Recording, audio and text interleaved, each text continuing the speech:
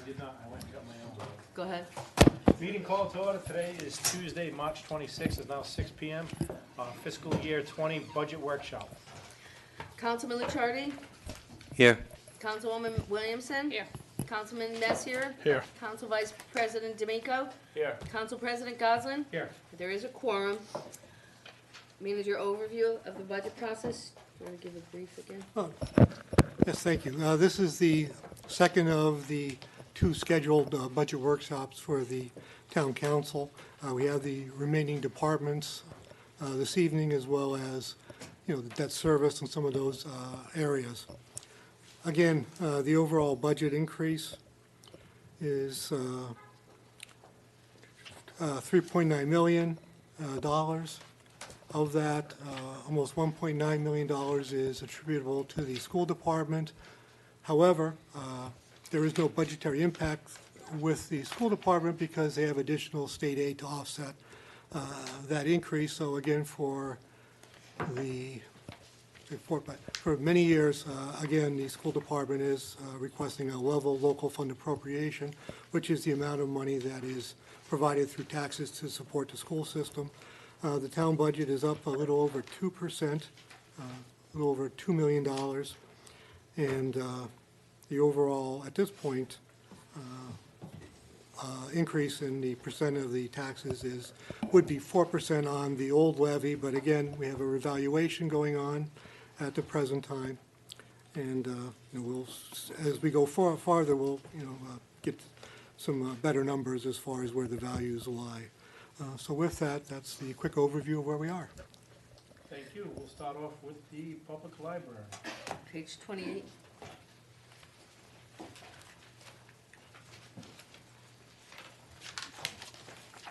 Councilman, Good evening, Councilwoman, happy Easter. To you. Almost. Happy spring. Almost. Well, this is the sixth time I've presented the library budget before the council, and for those of you who've been here for a long time, for most of that time, I like to lay out some history, some stats, talk about the library a little bit to provide some context for our request. And most of you have heard some of this before, so I apologize if I sound like a broken record. But the library's mission is to remain open, receptive, and totally keyed into the West Warwick community in order to determine its various needs, and then, to the best of our ability, provide for those needs with whatever resources and support we can find. Our budget appropriation is by far the most important. It's 75 to 80% of our revenue, and most of the rest coming from the state, which of course is based on a percentage of our appropriation. So the higher our appropriation, the more money from the state. I just wanted to take some time to talk about our programming a little bit. We do programming all year, but I'll just mention some of the things we've been doing lately this month in March, and some things coming up in April. If you drove by the library tonight between 6 and 8 o'clock, you drove up Main Street, you'd see that not only is our parking lot full, but it's extended over into the school administration building's parking lot, which is about half full. And that's because, in addition to our other programs tonight, we have 60 or so individuals attending Job Club. And I've talked about Job Club before. It's a job search training and job placement program that's 10 years old now. It has a national reputation. It has an 80% success rate in getting people back to work. It was developed for our community, but we have people from as far away as Massachusetts and Connecticut coming in because of its reputation. West Warwick has the highest concentration of any community in the state of children who have a parent who is incarcerated. And this Monday, on April 1st, we're premiering an award-winning documentary film. It's a portrait of 3 Rhode Island boys. They're actually from the local community, each growing up with a parent in prison in the ACI, told through the eyes of the children. It won the grand prize at the Rhode Island International Film Festival, the best documentary in the London Rain Dance Festival, and other awards. It's also launches National Visiting Days, which is a nationwide series of events to bring families and communities together with their incarcerated loved ones. And this is in conjunction with a national broadcast of the film, which is going to happen later on Independent Lens on PBS. We worked to bring this film in, to launch this film here in West Warwick. The director and possibly one or two of the boys will be at the library for a question and answer with the film. I left some flyers outside. Earlier this month, we had another free showing of another award-winning documentary about Cabo de Peixe, which translates as fishtail in Portuguese. And it's a documentary. It was a documentary about a Portuguese. Well, it's in the Portuguese Azores, and it's West Warwick's sister city or sister town, as declared and passed by resolution by this town council back in 2013. And a lot of people in West Warwick don't realize we have a sister city in the Azores. The Portuguese community does. They came in. Unfortunately, it was on the same night as a snowstorm, so we only got 15 people, but we're going to show it again when the weather gets better. We celebrated St. Patrick's Day this month, opening up the library for the afternoon of the parade and throwing a big party with live music, hot coffee, refreshments. We got over 100 people showed up. Tomorrow night, we have another musical concert. Within the next 2 weeks, we'll have concerts with African music and classical music. And this is just a small sampling of what's going on. But it helps illustrate the point that we are, among other things, a cultural arts center for West Warwick. We're in the midst of a year-long lecture film series working with the Rhode Island Holocaust Education Center and others about the Holocaust and the genocides in Armenia, Cambodia, and Africa. We offer book groups, creative writing workshops. We're at the vanguard of libraries in the state for developing resources and programming for multi-generational tabletop RPG gaming. All this is just to say that we are, like I said, a cultural arts center. We're a key partner with the West Warwick HES program. We're working with Thunder Mist, the school and police departments, West Bay Community Action, the Senior Center, and others to create a healthy and safe community for West Warwick. We've been particularly active in the area of food access. West Warwick is considered by some to be a food desert in terms of having access to vegetables and fresh fruits. So every Monday afternoon, Food on the Move, which is a mobile fresh foods market, sets up in our foyer, and you can buy your fresh fruits and vegetables there at the library and get 50% off if you spend your SNAP and EBT benefits. That's been going on for the last couple of years now. Going forward a little bit into the summer, we have a free lunch program for youth that's coordinated with our summer reading program, and last summer, over the 6 weeks of that program, we served over 1,000 free lunches to youth. If you look in our newsletter, we have all of this is available in our newsletter, by the way. If you don't get it, let me know. We'll make sure you get it. We have a whole page of information about healthy living. We have exercise, meditation, dance classes. We have a family support specialist from the Autism Project every Thursday afternoon to answer questions and chat about autism, and the list goes on. And today, for instance, as every Tuesday during tax season, you can have your taxes done for free because we're coordinating with AARP to have free tax preparation. So far, they've done over 150 tax returns for the people in West Warwick. You can get your passport at the library. There's a notary at the library. If you can't get to the library, we have an outreach program for the homebound where we deliver library materials to your door.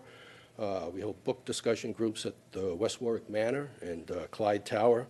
We're working with the Housing Authority to develop off-site programming for the housing. We work closely with the school department. We're a key resource for after-school programming, especially for teens. We have Teen Chat Tuesdays with a social worker on Tuesday afternoons. We have drop-in gaming every day, a Rainbow Club for LGBTQ teens. art programs, film programs, college prep workshops. Teens have their own space, a computer lab, and they're free to use our resources. All of our resources are just hang out. Some stats, 15,000 people attended library programs in fiscal 18. Over 20,000 people used our computers. Nearly 10,000 have a West Warwick Public Library card. We had a circulation in fiscal 18 of nearly 100,000 materials, and 175,000 people walked through our doors. We have to keep accurate statistics for the state and provide those statistics so that we get accreditation every year. And our stats are going up every year. More and more people are using the library. Our numbers this year are up about between 10 and 15% over last year. And that's not because hours have increased, because they haven't increased. It's because more and more people are using the library and viewing it as a resource.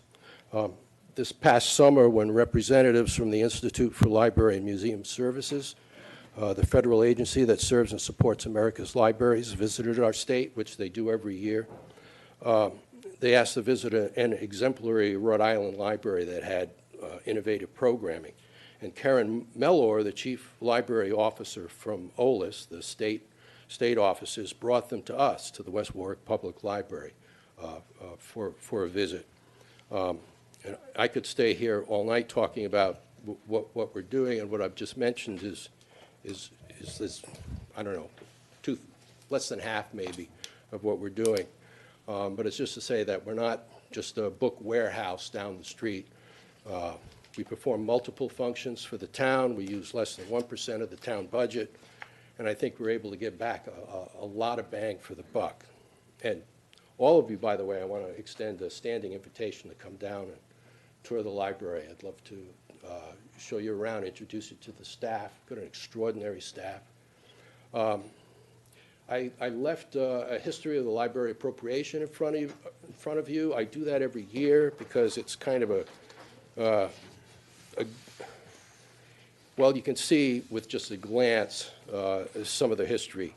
And if you look at it, you can see that what we're asking for this year is just a little bit more than what our appropriation was back in fiscal 04, which was 16 years ago.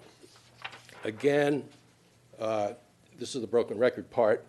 Severe cuts during the economic downturn in 9 and 12 resulted in a violation of our MOE agreement with the state. We just narrowly avoided a shutdown.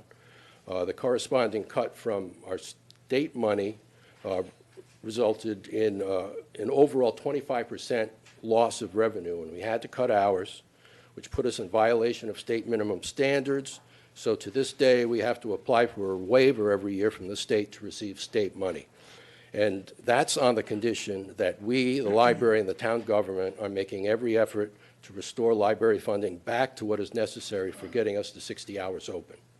Now, in the 5 years that I've been director, we've gone from 44 hours, which is what we had to cut back to 56, but we're kind of stuck there at 56. We were able to get to 56 by using some of the money over the last, some of the increases over the last 3 or 4 years to hire some part-time people. But now we're stuck because we have to hire a full-time person to actually get up to those 60. So our librarians are the lowest paid in the state by a considerable amount until last year when the council awarded us an extra $15,000 on our salary line for a salary adjustment. We were paying a starting wage for a professional position with an advanced degree of just $31,000 a year. Almost all other libraries in the state are in the $45,000 to $55,000 range, with most around $50,000. This makes it extremely difficult to hire and retain qualified librarians and stay competitive. Compounding that is the fact that we can't offer family medical. We only offer individual medical. And thanks to the council's award last year, we were able to raise the starting range wages from 31 to 33, but that's not nearly enough. We realize that this year, with all the departments coming out of the 5-year plan and negotiation, it's not a year to ask for another wage adjustment. That's not to say that we won't in the future, because I think everyone wants wants to see us get back to where we need to be. But the budget before you now is as lean as we could possibly make it. The increase is due solely to an almost 20% increase in medical costs, a projected 3% salary increase being negotiated by the library's union, Teamsters Local 251, for its 9 members. And that's the first percentage increase since a 2% increase in July 2012, or 7 years ago. It increases our starting wage from $33,000 to $34,000. A 3% increase for someone making $33,000 a year is $990. So there's been no increase in operating costs. I've been able to actually make some cuts in operating costs. So this is a budget that just makes it possible for us to move forward in time. Any questions? Concerns? Going through your budget, you know, you point out the salaries, department head salary, obviously longevity, FICA, sick bonus. If you want to just go down and just let us know any major changes that we should be aware of? No, there aren't any major changes. One of the things some of the changes you may see on here is one thing that isn't shown on here is how the state money is distributed. So it's not straight year to year. For instance, I had to move some state money up to FICA, which necessitated moving some out of the town appropriation, because I had to move all of the medical money over into the town appropriation. So things move around a little bit year to year because of that state money and the way that's distributed. But that needs to be distributed either for, it's restricted, it needs to be distributed for personnel, salary and benefits, or for library programs and materials. That's why the materials budget is so low on the appropriation. It's only $2,000 because I used a lot of the state money for materials. I was going to ask that question because, you know, at the average of, say, $20 per book, you'd only be able to buy 100 books from a library. Yeah, most of that comes out of the state. Okay. Yeah, and I try and keep how we spend that appropriation the same from year to year. So again, the salary increase is based on a possible 3% increase. Yeah. Based on negotiations. Yeah. Just out of curiosity, how has, you know, e-books and electronic things, how has that impacted you? Well, right now we have a circulation of about 1,200 to 1,300 e-books every month. The library does circulate e-books through the state consortium. E-books are made available. If you have a library card, you can take out an e-book. Our circulation for physical items has been going up, so the e-books have not cut into our circulation for physical items at all. And of all those library cards out there, I know when I was a kid, we'd all go to the library and get our card, and I assume that doesn't happen anymore. What's the percentage of, or the age, the demographic of people that hold cards? That's an interesting question. I'm not sure what the demographics are. I could look into Can I it. just and find out. answer that though? But that's not completely true. Like, so I'm in the school system, and these kids are getting library cards that are good throughout the system. Yeah. So a lot of them, like when they do their orientations in the schools, they're applying for the library cards throughout the state. It's all Yeah, part they of the still same use the library system. card. So they're still using it. Okay. So it's not Champlin Library Card, which is what it was when I was Oh, it all is. those years ago. It is. It's still a, we call ourselves the West Warwick Public Yes, Library now, yeah. but it's a West Warwick Public Library card. Even though the library card is good throughout the state, and you can use it to get books from any library in the state, we're all connected, it's still specifically a West Warwick Public Library card because everybody has their home library. Okay. So circulation is based on people using the West Warwick Public Library card. Thank you. Any other questions? Thank you. Okay. Thanks. Thank you. Tax collector, Page? page 16.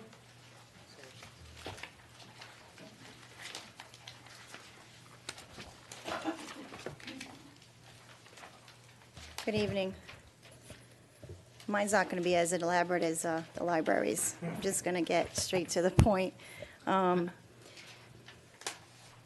I will be going over the items that I do monitor to make sure, to do our best not to go over the budget, like the salary and benefit items. If you have questions on that, I can try to answer them for you. But if those are all put in there, we don't, I mean, we look at them and everything, but they're mostly contracted items, so it's kind of hard to, Right. you know. All right, so, our department is responsible for collecting the money to the town. We do have other duties within our office, but our main focus is to collect the taxes. We have a line item, higher class pay. The deputy is paid higher class in the absence of the tax collector. And when the deputy is absent, the tax collector clerk receives the higher class pay. We're going to keep the number same as last year. It was working for us, 4,700. The overtime, we use overtime when we're short-staffed and when we are in tax collection quarter. During a collection quarter, the staff is at the counter most of the time and is unable to process the mail or answer the phone. When necessary, the staff will work a half hour. They'll come in a half hour early or an hour early just to get the batch reconciled in order to get the day started. So when the door opens at 8:30, that they're ready to take the customers at the counter and go and get, to work without being interrupted when they're reconciling their batches. And sometimes we do work Saturdays to get the mail processed. So right now, we'd like to keep the number the same as last year, which is 8,000. Sick bonus, if an employee doesn't use any sick time in a 6-month period, they are awarded $300, which can be given twice a year. So that's a contracted item, that's $1,200. Supplies and expenses, we have various office supplies, leased equipment, which is our copier, printer, scanner. We have a mail opener. We have a service agreement for the folding and stuffing machine for the tax bills. Annual, we also have a security alarm service that we have an annual agreement with that we have to pay for our alarm. The bulk of this item is used to pay for the paper envelopes and the mailing service for annual bills. We do print in-house, and we do mail approximately 20,000 bills. The number used to be larger, but we did cut down due to the mortgage companies. They receive a file for their bills now, so they don't receive paper bills anymore. And we have that at 11,000. And right now, it doesn't look like we've used that much, but once the bills go out and we start ordering, you're going to see that number go up. Same with the postage. That's going to start going up as well when we mail out our bills, and our delinquency notices will be going out next week as well, which will include the fourth quarter payment. So that will be included in the delinquency notice. So the postage, mailing of tax bills and mailing service, delinquency notices, tax offset notices, which are mailed out end of October, as well as miscellaneous letters to taxpayers as needed, and that's at 17,000. And that's a hard number because sometimes postage goes up, and we don't have any control of the postage. Membership dues, we do have an annual membership for the Rhode Island Tax Collectors Association and also the Northeast Regional Tax Collector and Treasurers Association. And it's a $30 membership fee, and there's just 2 associations, so it's $60. And in previous years, they'd put 200 in, but there's no need for the 200, so we cut it down to 60. Also, training and conferences. This is to attend the meetings and conferences of the tax collector associations. We receive and learn such valuable information. The contacts that we make with other cities and towns and also other states is helpful because they sometimes have solutions that we're looking for, and we also build great relationships, and I think this is very important that we keep this on there. I am also the president of the Rhode Island Tax Collectors Association and also the Northeast Tax Collectors Association, but this is my 2-year term with Northeast, so this will be my last year doing the conference. But the Rhode Island Tax Collectors, I'm on again for 2 years. We're very close to certifying our tax collectors. We've been working with the state, and we actually have a manual, a study guide that we have to follow, and then we're going to be able to take an exam. So we're so close to being certified, all tax collectors in Rhode Island. Computer services. We have software maintenance fees, and currently the fee is $41.38 for the year. The extra $11.85 that I requested is for the software setup for fee for the lockbox that we are currently in the process of implementing for July 2020. So the cost will be $53.23 unless their fees go up, which I don't think so for this fiscal year. But for future, I just wanted the council members to know that our collection software that we're currently using is going to be obsolete, to say, in a couple of years. So our software company has been working with the cities and towns because they, I believe, have 35 out of 39. We all use the same software for tax collection. So we've been having meetings, and they've been working with us, and it's an advisory board meetings, and we're all coming up. They're asking us a lot of questions. What would you like to see change? What features would you like to see? So it's going to be a new version. But, of course, with the new version is, of course, more cost. So I just wanted to give you a heads up for what's upcoming in a year or two, which we're going to have to get either stay with this system or go up with another software company. And I don't know if you have any other questions for me. Any questions for Rose? I guess I would ask lockbox and how that's working, how we're progressing. We still look good for July 1? As far as I know, we printed the bills, and they're testing the printed bills right now, because we do print in-house, so they need to be printed from the printer that we use. So we had to send, I believe it was 25, right? 25 bills to the lockbox company. Right now, they're in the testing stage of the printing of the bills. Also, I know Kristen mentioned that due to the way the bill is going to be printed, there's no room for paying your bills at the local banks anymore. And I know our town is very used to that, and I think it's best that we try to, notify the taxpayers beforehand. Can you, on the bill that goes out in the new tax bill, can you put something in the bill? Like with the bill that goes out? On the back of the bill, it'll state that we will no longer be accepting tax payments at the local banks, but I believe we should put an insert I think in so, there as because well. Really, I mean, when I have my tax bill, I don't read the whole back. I look at what I owe, and then you go pay it. So I think it may get lost in the back. Right, so we are planning on inserting an insert along with the tax bill. In the past, we've used the tax bills to actually as information pieces. Yeah. Because the only problem is with that is obviously the mortgage companies pay, one of mine goes to my mortgage company, one of mine doesn't. So, with that being said, as a person who has a mortgage, it's with a bank anyway, because you're paying a 3-year mortgage. So they may not see it, but if you're taking care of your parents' taxes or whatever, it definitely needs to be a notification. We've used that in the past for all sorts of notifications, not just tax. We've used it for Supplementals. supplemental, anything like that. We've definitely shared information throughout that because we've taken the opportunity to do that. And if indeed, and hopefully the lockbox will be implemented in time, will that change any of your other numbers on here? It probably will change the overtime. Thank you. Oh, It's coming out of your budget. Don't break things, that's right. All set? All set, Thank you. Thank you. Thank you. Senior Center, page 26.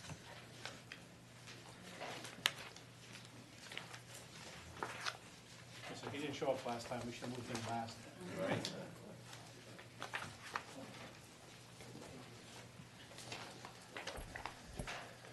Good evening. Andy, how are you? Good.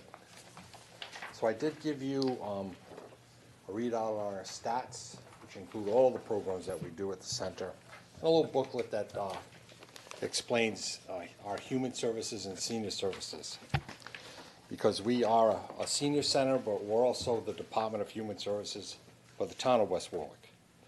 Our center is a focal point for such things as recreation and education classes, daily congregate meals, home-delivered meals or Meals on Wheels, support programs, wellness initiatives, holiday programs, intergenerational programs, volunteer opportunities, and socialization for seniors and disabled adults. Our free senior transportation program provides rides to and from the center for the lunch program, as well as recreational programs such as bingo. We also do a shopping trip twice a month from the senior center after lunch. We take them to Dave's, Stop and Shop, Jerry's, Walmart, and then we bring them home from there. I have applied for a grant through Rhode Island Foundation and the Health Equity Zone to receive monies to expand our transportation program to the housings, the local housings. We understand that a lot of people don't want to come to the center for lunch, don't want to come to the center for programs, but the people that have no transportation, because food access is a problem in this town.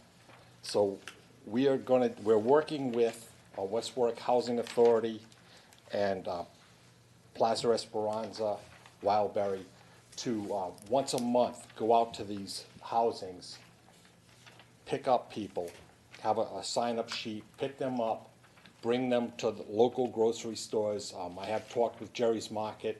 Every Tuesday, they will give a 10% discount to seniors. So it's a chance to reach out to people who don't come to the senior center. Looking at our stats, you can see the different services that we do provide, the meals, the numbers that come in. We service the Department of Human Services as well. Our biggest demands are emergency food, which we do on a daily basis, heating and electrical assistance, and housing, which has become a very serious problem for us. It's tough for me as Director of Human Services to have people come in, families come in. You're able to help them with food. You're able to maybe fix an electric bill or a heating bill. But when they've been displaced, either through their fault or not their fault, there's not much we can do.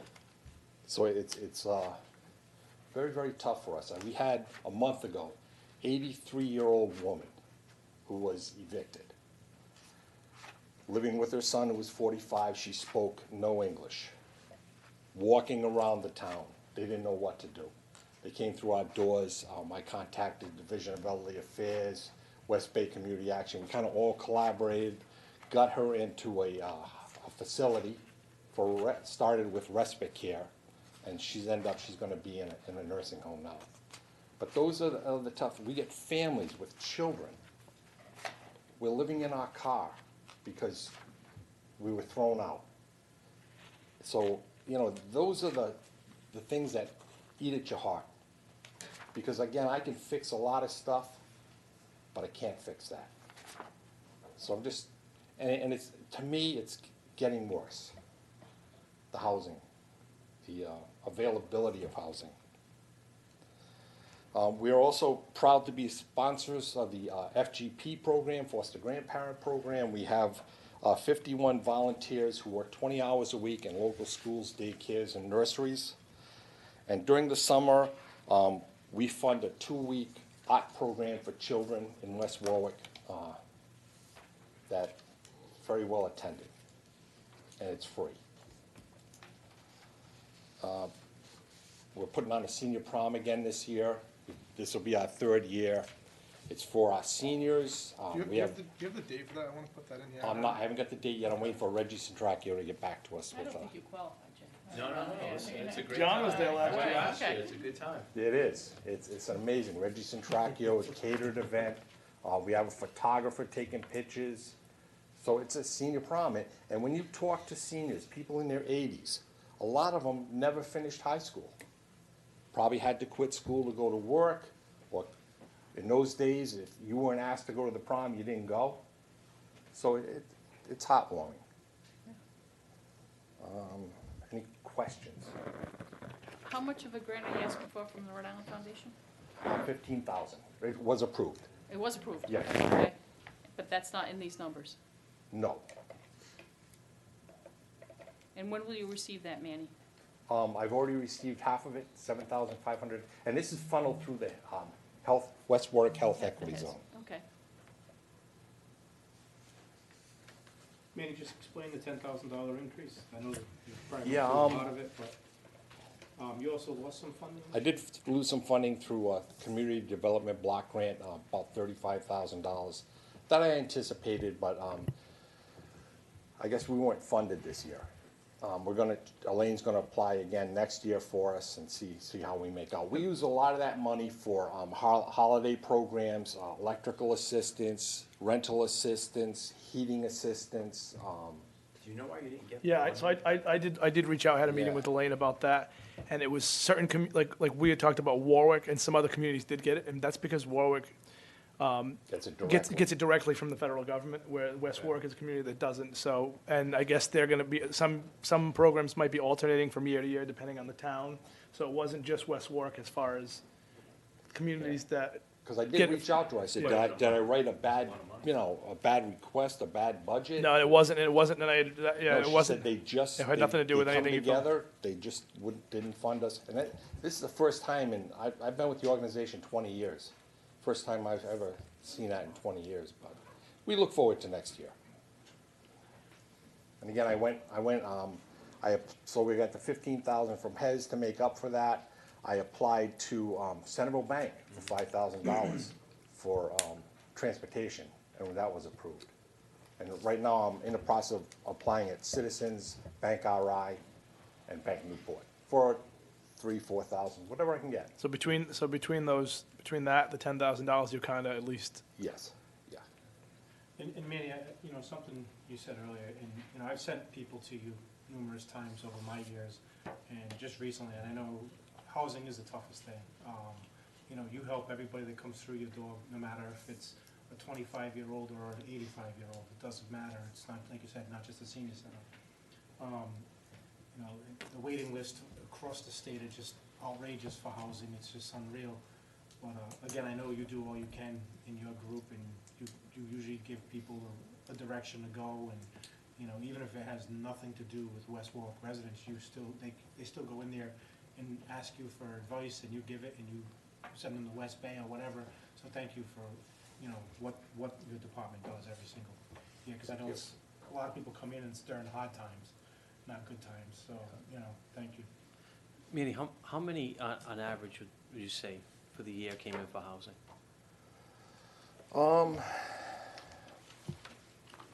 I'm talking like no place to go housing. We probably get 2 or 3 a month. Families, individuals. I mean, I can go into my tracker and I can tell you, give you an exact number. No, you don't. Because everybody that comes in, we do an intake with them Yeah, and put it into tracker. okay. But again, like you say, they wait till the last minute. They wait till, I've got a 5-day demand. Okay, let's work with that. Well, it ended last Monday. So Ends up into a giant whirlwind, let's just put it that way. yeah. Thank you, Manny. Thank you. Thank you. thank you, Manny. School department?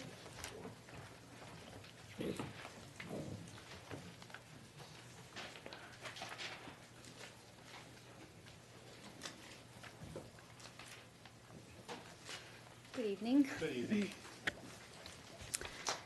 On behalf of the West Warwick School Department and School Committee, I'm pleased to report that on February 14th, they unanimously voted to approve our balanced budget for FY20. And we're here tonight to address that. There's been no changes since our last presentation to the committee about a month ago. I'll just review what we talked about then. So our first goal is to present a balanced budget, and that is $59,366,932. And that's an increase of approximately 2% of approximately 1.2 million. And as the town manager previously said tonight, that difference will be covered by our anticipated state aid. And there's several things out of the school department's control. Contracted transportation at $107,000 due to the need of an additional special education bus. And interestingly, Manny was just talking about the homeless problem. Well, we of course see that in the school department as well, and unfortunately, many of our kids are homeless, and that number does go up every year. And how it impacts the school department directly is through transportation, and that number is expected to go up next year as well due to that same problem. Our second goal is compliance with OPEB and pension contributions. Our state pension increase is 4% for next year at $160,000. Our OPEB increase of 18% based on the actual evaluation is an increase of $56,000, and the municipal pension at a 5% increase at $77,000. And as always, our third goal is consideration of future budgets. So as we developed the FY20 budget, we kept the future budgets in mind as well. And this year, we seek level funding once more from the town, as we have for several years, as we committed to when we developed the 5-year plan and the fiscal stability goals a few years ago. And our fourth goal is to support education programming in the school department. And this budget meets the requirements under all regulations, meaning federal, state, special education, and the BEP, meets state graduation requirements, and provides additional vocational and alternative pathways for our students. And if you remember way back in 2015 when we were here presenting our budget, one of our concerns was our increasing out-of-district tuitions. We had a very lengthy conversation about developing our own pathways in West Warwick and in the school department to help keep our kids here so they wouldn't go to other schools. So just like we presented a few weeks ago, now we're up to 7 pathways at the high school. So give a lot of credit to the folks involved in the development of the Facilities Operation and Management Program, our Academy of Finance, Computer Science, Pre-Engineering, Music Visual Arts, Media Broadcasting and Journalism, and music performance education. And if you did just notice in the news, we did just receive an award from the College Board for our diversity in the female population taking the AP Computer Science exam. So clear indication the programming has been successful. And as always, our graduation rate over the past years spiked over 19%, and we should be getting our new graduation rates coming out soon, so I'm anxious to see what those look like. Sure, they went up. As well, we see our students an increase in their acceptances to post-secondary institutions, programs, colleges, and universities. And again, we continue to get notoriety from RIDE, other districts, and local colleges, including Rhode Island College, who want to come and work with us as models for our programming and their student-teacher placements. And all of these accomplishments are a direct reflection of the Council's continued support of the school department. So once again, we thank you for that. And as always, we're still committed to the efforts in the town for fiscal stability. And Pretty easy budget. So how many kids have you been able to keep, not go to other districts because you have those pathways in place now? Do you have any idea, or have any come back? We have had kids come back. We've had about 3 kids come back, and we're actually starting to be able to tuition some kids in. So we're up to, I think, 5 or 6 kids that actually pay tuition to come here. A challenge we'll have with that is space. As we've talked about before, we're pretty maxed out with our space. So that's a good sign, too, that the programs are successful. Yeah. So it's hard to tell how many kids we've kept here, because sometimes they sign up for our programs not having indicated they were maybe going to go somewhere else. So that's a hard number to pinpoint. How is the legislation going to affect you that, obviously, I think it was like about 2 weeks ago, legislation for children to be able to go to other schools?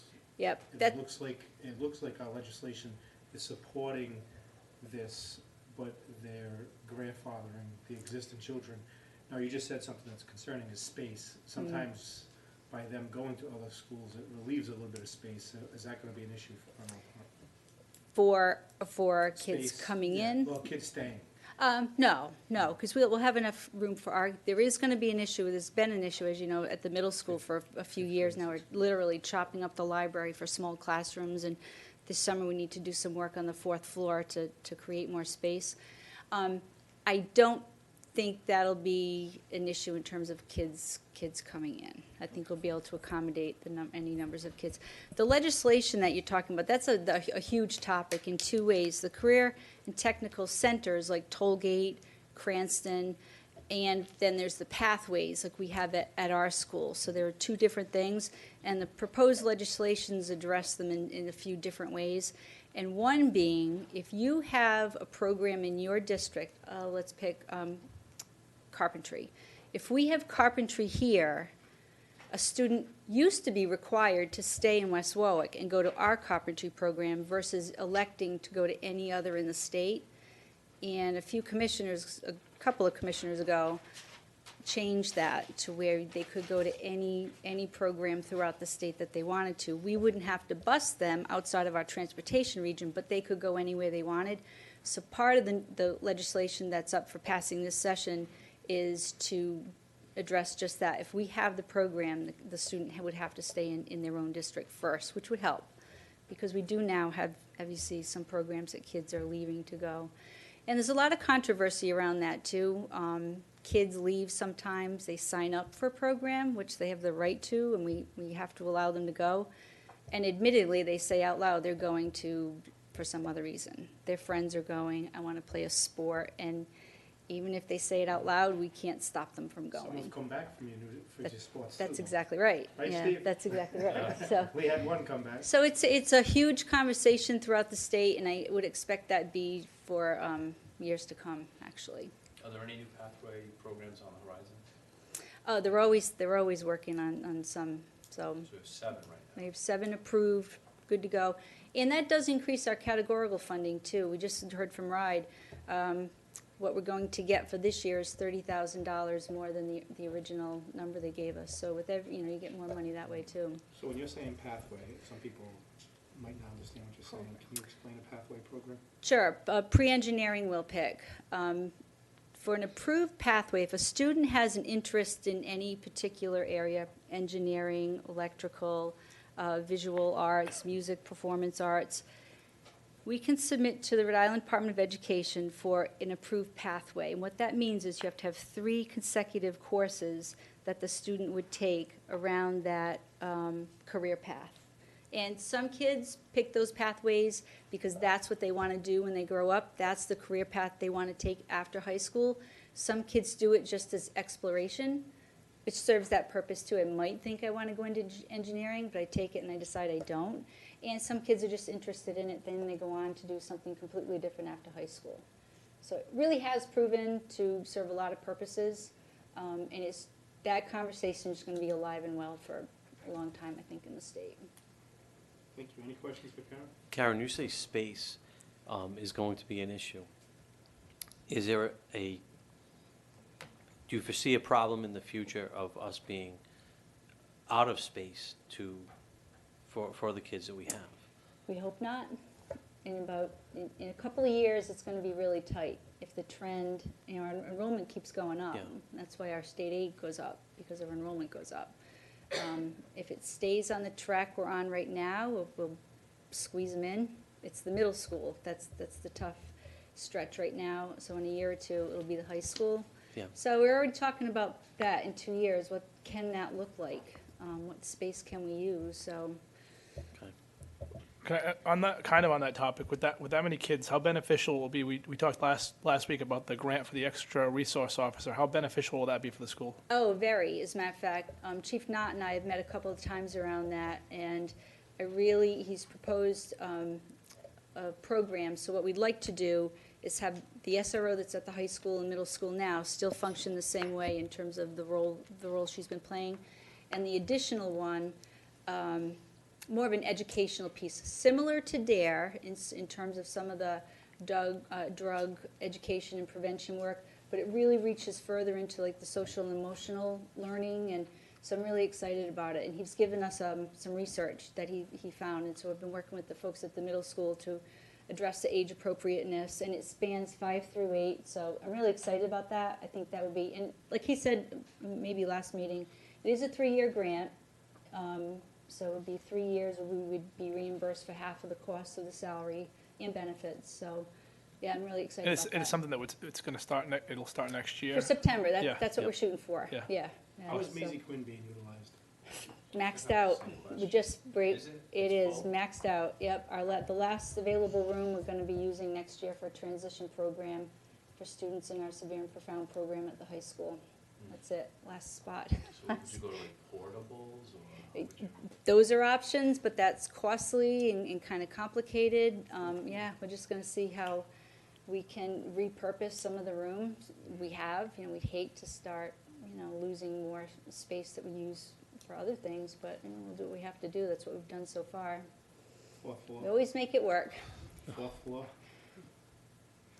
That'd be Always good. options, So you've said you've asked for level funding for the last several years. I assume that'll continue into the future forever, correct? Absolutely not. That I can also confirm. So we've talked about that too. This was the last year we knew we would be able to commit to level funding. We are, and we've already talked to the town manager about this for a long time now. We knew the day would come, and that'll be next year when we are going to have to come for an increase from the town. But we'll have that conversation like we always do, well in advance with the town manager and the director of finance to make sure they know exactly what page we're on, and we'll figure it out.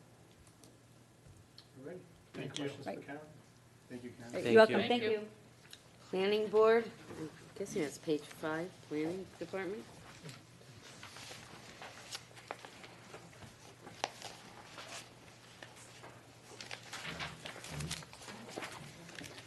Good evening, sir. Council President, council members. If you look at the planning department budget, you can see that it's up by approximately $66,000. That is related to personnel and the transfer of the CDBG staff person salary into the planning department. The majority of the planning department funding is for salaries and costs related to salaries. There are only 3 or 4 line items that are not salary related, supplies and expenses, consulting, comprehensive plan. As you can see, the comprehensive plan has been eliminated moving forward as the plan is complete in a draft form, and we are getting ready to present the plan to the planning board over the spring and then to the town council for approval. We have had that plan reviewed by statewide planning, and they have given us some written comments which we're implementing into the draft plan. Supplies and expenses is pretty much level funded at around $3,000. We've been carrying that at $3,000 every year. It looks like last year it was down to $2,500. We usually come in under that at the end of the year. Consulting is funded at $3,000.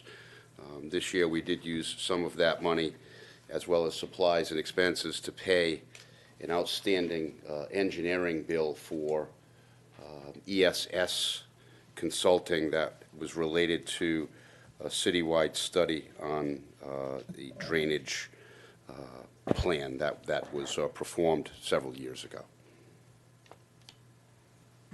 Just to be clear, the CDBG funding was cut by the federal government. So CDBG has restructured the way that they fund. They used to provide up to a 20% allocation towards the grant that was received by the community every year. West Warwick is a competitive community, so it has to write a grant every year. So the staff person, Elaine, writes a grant every year on behalf of the town, and that goes into a competitive process, and the town gets varying amounts of money every year. What they used to do, and it was changed by the state, Council President, what they used to do is they used to attribute a certain portion of the grant, up to 20%, for administrative purposes, and that is salaries and other administrative related expenses. They changed that last year. And going into this year, they've changed the focus of the grant pretty much to housing. And instead of giving communities lump sums, they're going to be approving grants on a rolling basis. So there's no way that a local community can tell how much administrative money they're going to get. So as money is coming in for housing-related expenses, whether they be repairs and upgrades to qualifying housing or housing projects within the community, they'll be submitted to the state and they'll be approved incrementally throughout the year. And this is like for all their grants, is this part of the reason with the senior center too, the way they give out their grants incrementally? Well, so too? there are certain, and that's, there are other grant sources that they, well, not grant funds that, that they fund, like senior center grant or infrastructure grants, but they're kind of moving away from those. And that came out last year from state CDBG. They're kind of just changing the whole program over. So instead of giving those large sums of money for infrastructure projects and performance grants for, you know, places like the senior center or other community development corporations and groups, they're really focusing on housing. So Elaine is writing a grant on behalf of the community. I think she reached out to each and every council member asking if they have projects. But the money that the town has received in the past will be far less as we'll receive going forward. So is any of that federal then, Mark? It's all federal money. So it's a federal that pass-through. position is a federal position, federally funded position? That position is a federally funded position through CDBG. So, So yeah. I guess I would want, don't need to do it, I want to know more about that and make sure we're not jeopardizing any of that and understand how that works going forward. It's a percentage of the money that you receive. So when they and I'm sure Elaine can explain it to you in detail, but basically what happens is some communities are competitive communities and some communities are entitlement communities, like Warwick is an entitlement community. So they get a predetermined lump sum that comes into the city of Warwick. They can't spend that money anyway. They want to, they have to go through the state to get approval for their projects and the money, but a large portion of that money, up to 20%, is used for their admin. So the individuals in Warwick that work in the CDBG office are funded through that federal grant. Elaine's position up until this year was primarily funded through that federal grant because she would write a grant every year and it would really be, it'd be competitive. If the town received the grant, 20% of the revenue coming to the town could be used for admin. Okay. They've changed that. So now they're really, you know, from day one, there may be no money coming to fund that position, but we still need the position to administer the grant if we do receive some money or as projects are coming in, an individual applying for housing projects, Elaine needs to be there to administer that. She needs to be there to write the grant. I guess that's just something that, not tonight, but I think we need to have more discussion about and make sure we're not running afoul of any rules and maybe talk about the need in general, so. Can I ask you a question? Yes, you may. So if we, there's a potential that we will get some for admin, correct? That's correct. So where does that money go for admin if this is covered in the budget? So Kristen can explain that, but what it would end up being, I believe, correct me if I'm wrong, is more or less a chargeback against this line item. So that if we receive $20,000 in admin, that would go into the fund as a credit against this. And then at the end of the year, this line item would come in $20,000 below what it's projected. Okay, So the town would be covered. right. Yeah. Thank you. So ultimately, if nothing else is spent throughout the department, it should be a 20,000 surplus Right. in that. If that was the number, Right. Councilman, yes. Yeah, I'm just telling you. And again, anybody who's worked with Elaine, she does a great job writing that grant. But she's also, don't forget, she doesn't just utilize herself as CDBG. She makes herself available to help Ernie, Mark, and whoever else up throughout this building that she can help with certain projects and items and whatever else. Yeah, just so we understand, Elaine's a 25-year employee with the town of West Warwick. She has institutional memory. She assists the planning department. She assists the town manager's office with various duties and tasks, reviews all the documents that I write, schedules the planning board meetings, She does make sure that we're compliant with the open meetings law, does all the postings online, does a lot of the administrative tasks that allow me to do the other tasks that I'm required to do. So, Again, I'm Yeah. not talking about any individual in particular, I'm No, talking no, about the yeah. position, so, No. just, yeah. Any questions for Mark? Thank you, Mark. Thank you, sir. Thank you, Mark. Housing Board, page 27.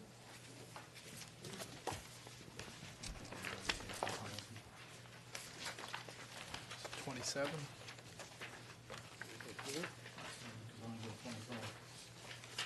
No, you, the back, you don't have a back page?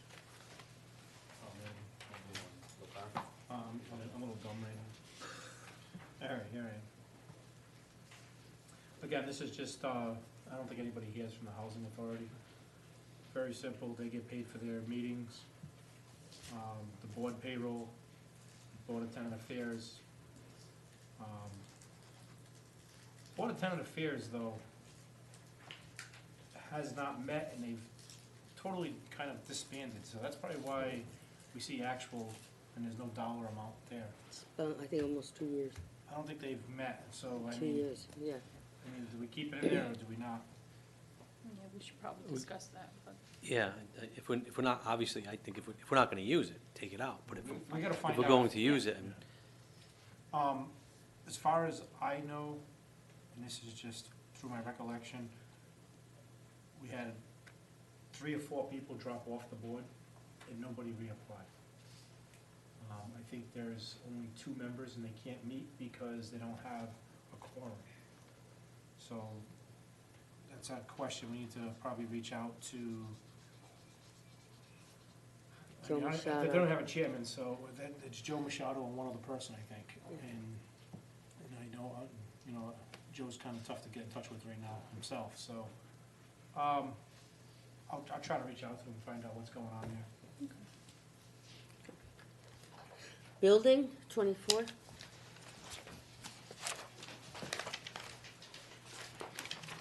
Good evening. The Building and Zoning and Minimum Housing Department is responsible for all the permitting process, inspections, and enforcement of all codes and ordinances relating to construction and building maintenance, housing, and zoning. This office is responsible for the research and issuance of zoning certificates for all property located within the city limits, the town limits. In addition to this, budget includes preventive maintenance and repairs for heating, ignition, emergency generator, chairlift, electrical, and plumbing needs for the municipal complex. This department is responsible for heating, electricity, water, gas, sewer, and some custodial supplies for the maintenance for the municipal complex. The staffing for this department is 1 building official, 1 administrative clerk, a part-time administrative clerk, full-time minimum housing inspector, a full-time maintenance person, and part-time plumbing, mechanical, and electrical inspectors. I'm just going through here, Bob. Mm-hmm.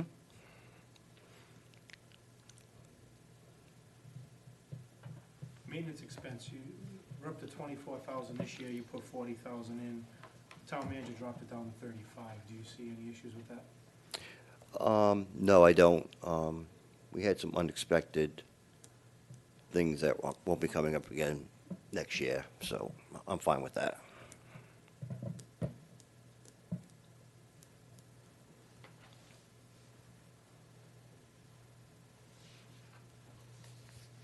Any questions for Bob? So the housing inspector in general is the biggest increase, obviously. Correct. Is that hours, is that, No, it's just the going rate, the going pay rate for a minimum housing inspector, especially in a town like this, which is extremely busy. So, well, we went from 37 to 34, 29, Yeah. adopted 37.5, and this is at 50. so let me explain 51. this. Last year, after the budget passed, we hired a minimum housing inspector. Our minimum housing inspector left to go to Providence, I think. We hired a minimum housing inspector at a less rate than even our clerks make. And that was brought before the council midway through the year to try to keep this individual here because, again, we wanted to be a little competitive compared to other communities, so we brought that salary up to the competitive rate.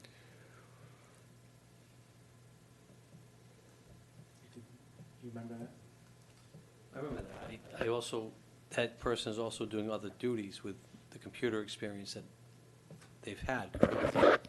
Yes, this individual has a very good skill set, and he's able to assist us with some of the tasks that may be routine to others but difficult for some. So he has a skill set with computers through his prior profession, where he assists us with many of the smaller troubleshooting items. He's also working on our website, which we may in the near future have a new look to that.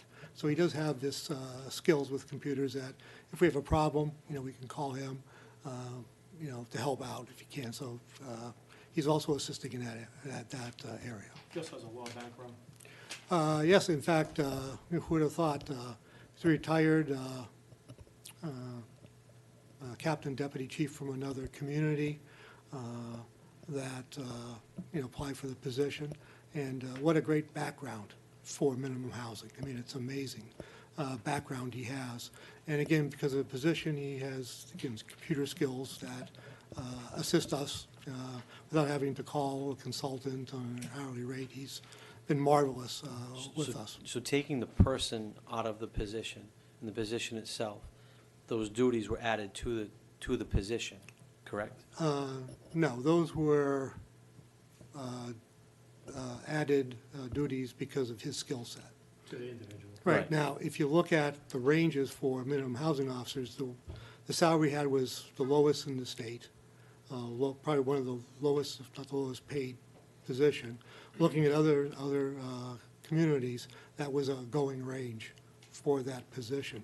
We are just fortunate that this person has these additional skills that we can utilize, which can save us money rather than having to call a consultant to do some things. So to answer your question, if that individual left, the next Right, person right, yeah. may not have those skills. Right. So this salary is So- based on the person's skill set, and also, if anybody's ever dealt with minimum housing, it's a tough position, because you're not going out there giving good news, usually. Right. It's, so having, with the law background and everything else, knowing the laws, knowing what he can do, it's probably another great asset also. Because it's not too many times. I think every minimum housing inspector I have seen over the years, none of them had a law background or an IT background at the same time. So if the position were to come vacant, that would be a competitive salary, which we would be able to attract a good candidate. Before, it was difficult at such a level, but now the salary as it is, if that individual were to leave, we would be in a good position to attract another good candidate. Ernie, would you have a vague round number as to how much this has saved us as far as consulting fees and all that? No. Couple thousand, 5,000? Oh, $10? at least in the thousands, because, Right. again, when you go an hourly rate, again, this is basically just helping me out, is probably saving a lot of money. The department's running so much more efficiently in comparison to where we were a year ago. Well, I will tell you that, the building department is operating at a very high level. Very, very few, hardly any complaints about the operations. In fact, compliments on how fast, things get done, and the minimum housing aspect as well, how quickly things get done. I think the municipal court is complimentary, the judge, of, the staff that we have. So again, it's just running very, very well, and it's high performing, and that's what we like to see. So I know with Bob coming in, the leadership that he has with the staff, all the staff there are very good. They know their jobs, they're efficient, and it's really been a big plus to us, the way it's run in our staffings. I'm not complaining, it's like night and day. In reality, You it's a know, year ago, we were thinking, geez, do we yeah. need to hire another person in this Yeah. department? Which would have been a whole lot more. No, I agree, John. Yeah, twice the work's good. Right. Yeah. Any questions for Bob? Thank you, Bob. Bob. Thank you, Bob. Thank you. Bob, stay there, street lighting? Oh, that's not his. Oh, you don't do street lighting? No. Okay, sorry. It's gonna be. He just has a guy who reports all the streetlights. All right, I was thinking it was him, okay. What page? What page, Mary? 23. Sorry.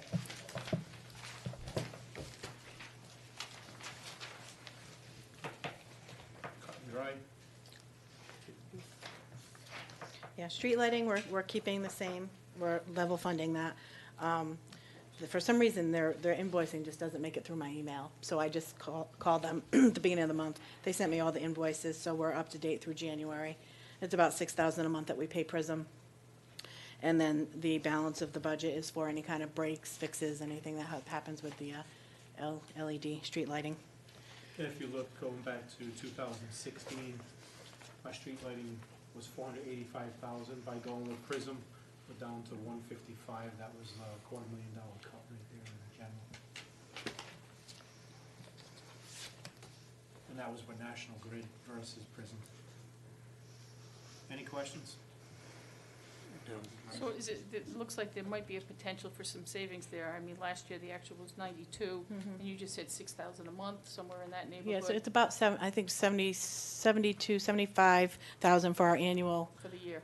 bills, but then they have a suggested, actually, I think it's a contractual amount in the contract that we need to keep for any kind of breaks and fixes and anything that happens, because it's very expensive when they break.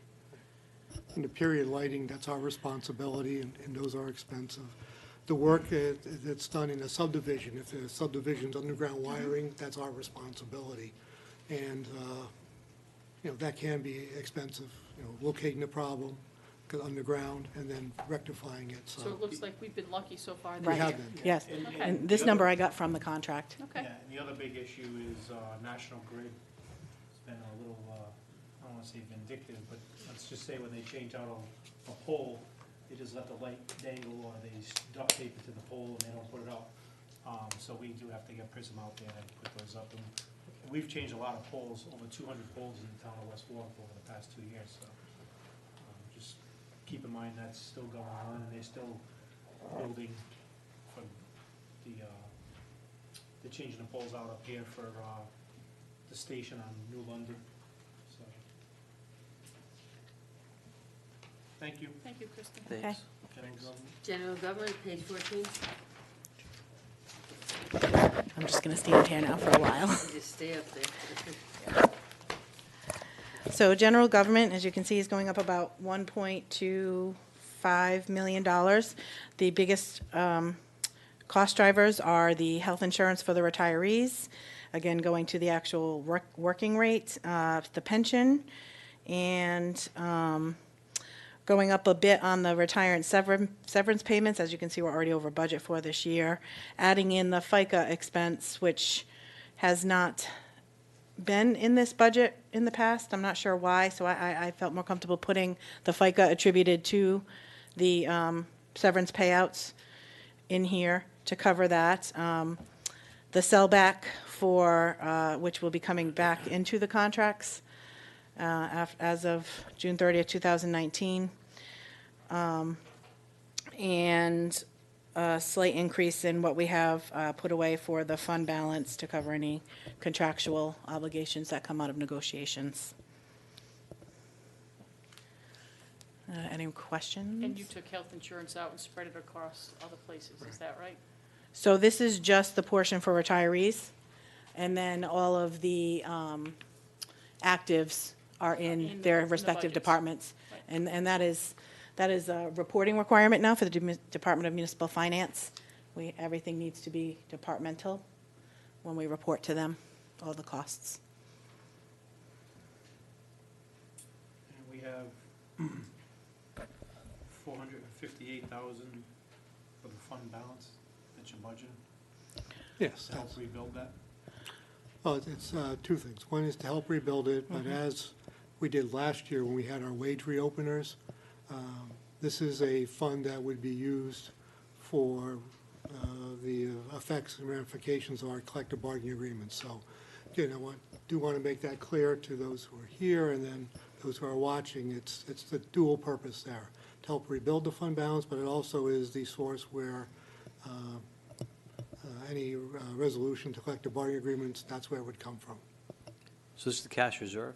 Is the fund? Well, yes, basically it's fund balance, but it would be, could be titled the cash reserve fund, that 509. If you remember last year, we didn't budget for the 509, but in fact, through the budget management, we more than exceeded what would have been budgeted. So again, as we track our budgets, I think we are still tracking to have a balanced budget and in the black. And again, that would be, in essence, funding of that 509 fund. So if we come in the black on as of June 30th, the plan is to put whatever is from the black, whatever's remaining, into that cash reserve. Yeah, it will go into the unassigned fund balance, which is the, the general fund surplus, I'm called surplus, many other things.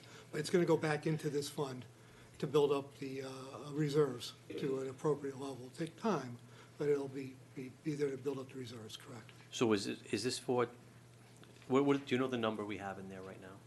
425. That's what we have. This is, So that is what we budgeted for in fiscal year 19 to No, he cover. wants to know the balance. what's the balance of the balance? fund right Do you know? now? Which, Which is the bigger in our unassigned, we are up to 997. 978. That was in the audit.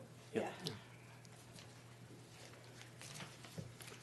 And that was an increase from, I think, 217,000. Yeah. So it's, again, it's going to take time, and it's going to vary, will depend on the economy, but as long as the budgets are constructed, the way we're constructing it, whatever it is, it turns out to be, it will slowly increase, it's like, it goes down quicker than it goes back up, but, we're going to follow the process we've laid out. Yeah, we're at a 962,000 as of fiscal year 18 for unassigned fund balance. Thank you. And this budget also includes $250,000 OPEB. Correct. We did restore that, yes. So, and then, tell me about, if I recall, when the auditor was here, he talked about maybe that we were over budget as far as insurance goes. And I do see a bump, but I also see that we're at 513 through 228.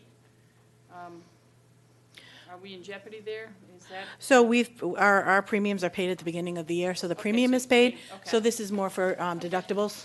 Yep. So I don't expect us to go over on that. Okay.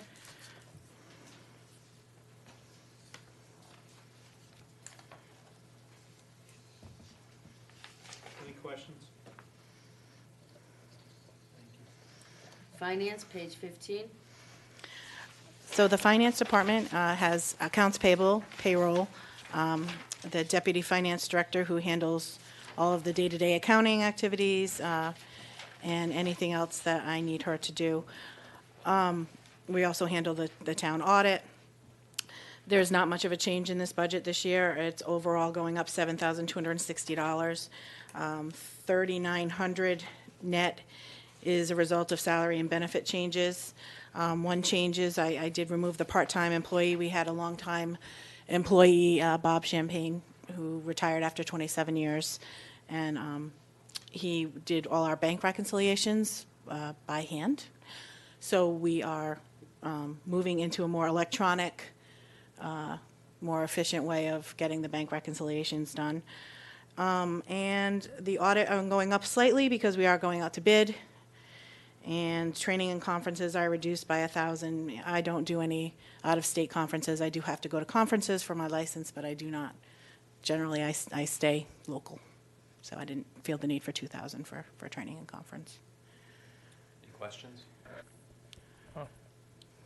Thank you. Okay. Debt service, page 30.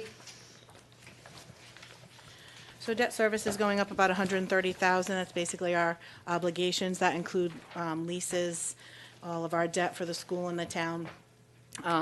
There was one portion of debt that was attributable to the general fund. It was part of our energy efficient buildings loan that I needed to move in here.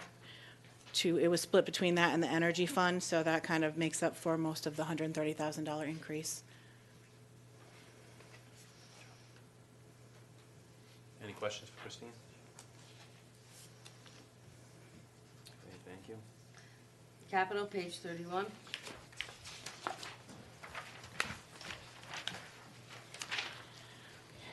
So capital is at $281,012. It was reduced from the department requests by $777,000. It's an increase over last year's budget by $94,772. The details are in the spreadsheet that I gave you. I'm not sure if you want to take this department by department and speak to each department head, or...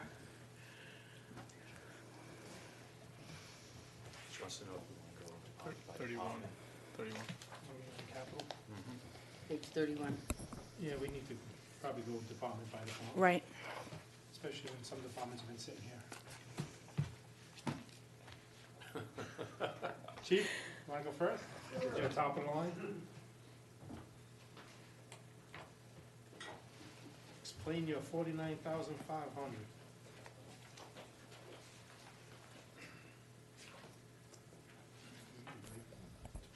So we kept our capital request to a minimum, and that, over the last 4 to 5 years, our biggest expense, which is usually the purchasing of police vehicles, we've used an alternative funding source, and those are essentially paying for themselves now through details. So we're going to keep with that. So my funding requests are in four primary areas, the biggest being our communications, which was $25,000. That supplies a rotating stock of our emergency radios. Our portable radios cost about $5,000 a piece, and our mobile radios and the cruisers cost about $4,000, and then a little bit more to get them programmed with our software and encryption. So we've been doing well with those. The majority of the ones we have are no longer serviceable, so when they retire, essentially we keep them for parts to put together with another one that breaks down. So all our new officers over the last 5 years have been issued the newest style radio, and we're just working backwards depending on how many we are able to purchase in a given year. Do they all we- talk to each other? They all talk to each other. So where are you in that process? So we hired badge number 113. He started Monday. It goes back to badge number 94, has the newest style of portable radio. Plus, we have 3 spares that are around for emergencies. So we have ways to go. So, yeah, we got a ways to go, but we're chipping away at it. Yeah. So, we do have a few spares, so if we're down, we're able to piece things together. But we're doing well in that respect. The next one is our computer desktop hardware replacement. I've been trying to target between 8 to 10 replacing desktops a year based on which ones are our oldest and which ones require the most service in a given time frame. So this past year I replaced 8, and I'm hoping to stick with that 8 to 10 in the next year. The biggest thing with Windows 7 expiring its service time in January of 2020, most of our computers that access the FBI networks, I want to make sure that those are the priority to get them so they get the updated internet security systems that they need so we're compliant with CJIS standards. So replacing 8 to 10 of those should keep us on target. How many desktops do we have total? In the police department, I think we're probably 41 between headquarters and our satellite facilities, animal control and youth center, and narcotics. The next one is for station repairs and upgrades. Those are for things outside of what the building official has asked for, namely rug repair, blinds, and things like that, that desk and chairs that get damaged and need replacing. And finally, the last one is evidence storage. We've had, with some of the bigger marijuana grows and seizure of items, we can't put all those things inside our headquarters. It's just not possible because we're clearing out housefulls. So we are looking for outdoor storage.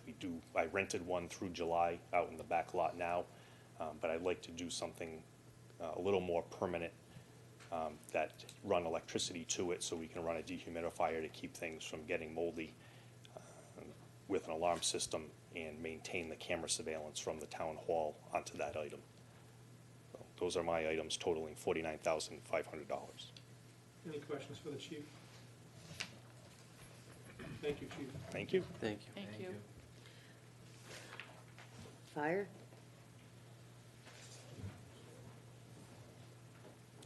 Hello. I did notice that there was a department budget of $123,840, and I have on my submittal $97,840. Do you have a copy of that? So that was when we went over in budget, you said there were some things that you didn't include that you Yes. thought we should include. Yes, So so I that, added those in. okay. Well, thank you. So one of those things, so I didn't prioritize those when you asked me for a prioritization. Right. I used what I had. So the first one I talk about are the automated external chest compression devices, okay? Those are, just like they say. So you strap it on, it allows the EMTs to administer IVs, do respirations, and with our limited staffing, it's a good tool that will, I think, help improve our services. Again, the state protocols, national protocols require us to stay on scene when we're doing cardiopulmonary resuscitation for 30 minutes. And that's a long time to stay on scene doing chest compressions. We're having a better success rate doing CPR like this. We're getting more conversions to rhythms. So this is something I see as very important going forward for the town of West Warwick. The next thing that we have are the digital radios, and trying to just get a few at a time. You can see how expensive these radios are. They're priced out at $6,700 a piece. They don't get shot at, but they do go in a very hazardous environment. So they're a little bit. Yep. Question, Chief, I don't mean to interrupt, but. Yep. In the last budget, didn't Chief Barris also ask to update these radios? Did we update any of them at that time? We did buy some this year, but Did we buy 2 of them? I believe. Okay. I believe we bought 2. We may have bought a couple more I think than. it was 4. So you're Yeah. asking for 4, so Yep. I would want to ask the manager, why are you saying no to any of it? What is your thought on that? Again, basically, it was prioritization of what the department needs were based upon the overall context of the budget, trying to fit into a budget amount. This proposal is more than what was budgeted last year, so as we're looking toward the overall needs of the town, we had to, make decisions and try to prioritize from within each department what was absolutely necessary. And that was the reason. Why do you see them as essential? Well, you can see by the price, to replace all of the radios, and we have probably close to 60 radios, How many? 60. Yeah. So, we're trying to just get a few every year, to replace them and to transfer. A lot of the communication throughout the state right now through the RISCON system is 800, and we operate on a VHF, like a 154 megahertz. That's our normal channel, but we do need to communicate with other communities, and that they're on the 800. And if, we have to talk to, companies coming in, or if we go to another community, it's mostly on the 800. So how many do we have that has the capability to be on the 800? With transition, I don't have an exact number. Okay? Each of the companies are assigned at least one that have 800 capabilities. But, Okay. we're in that realm that, I'm counting one for each piece. When you say company, are you Like an stationed? engine, ladder, Like a battalion? rescue, the battalion. The 4? Battalion, I believe, has a combination radio, mobile radio, because that's a fairly new vehicle. So when we buy a mobile radio in a vehicle, those also will have what we call dual band. So when you say company, I'm not. An engine All right, company, thanks. a ladder company, or a rescue company. All right, so they're all separate. They're all separate. All right. Yep. Thanks. and then also for our reserve apparatus. Okay.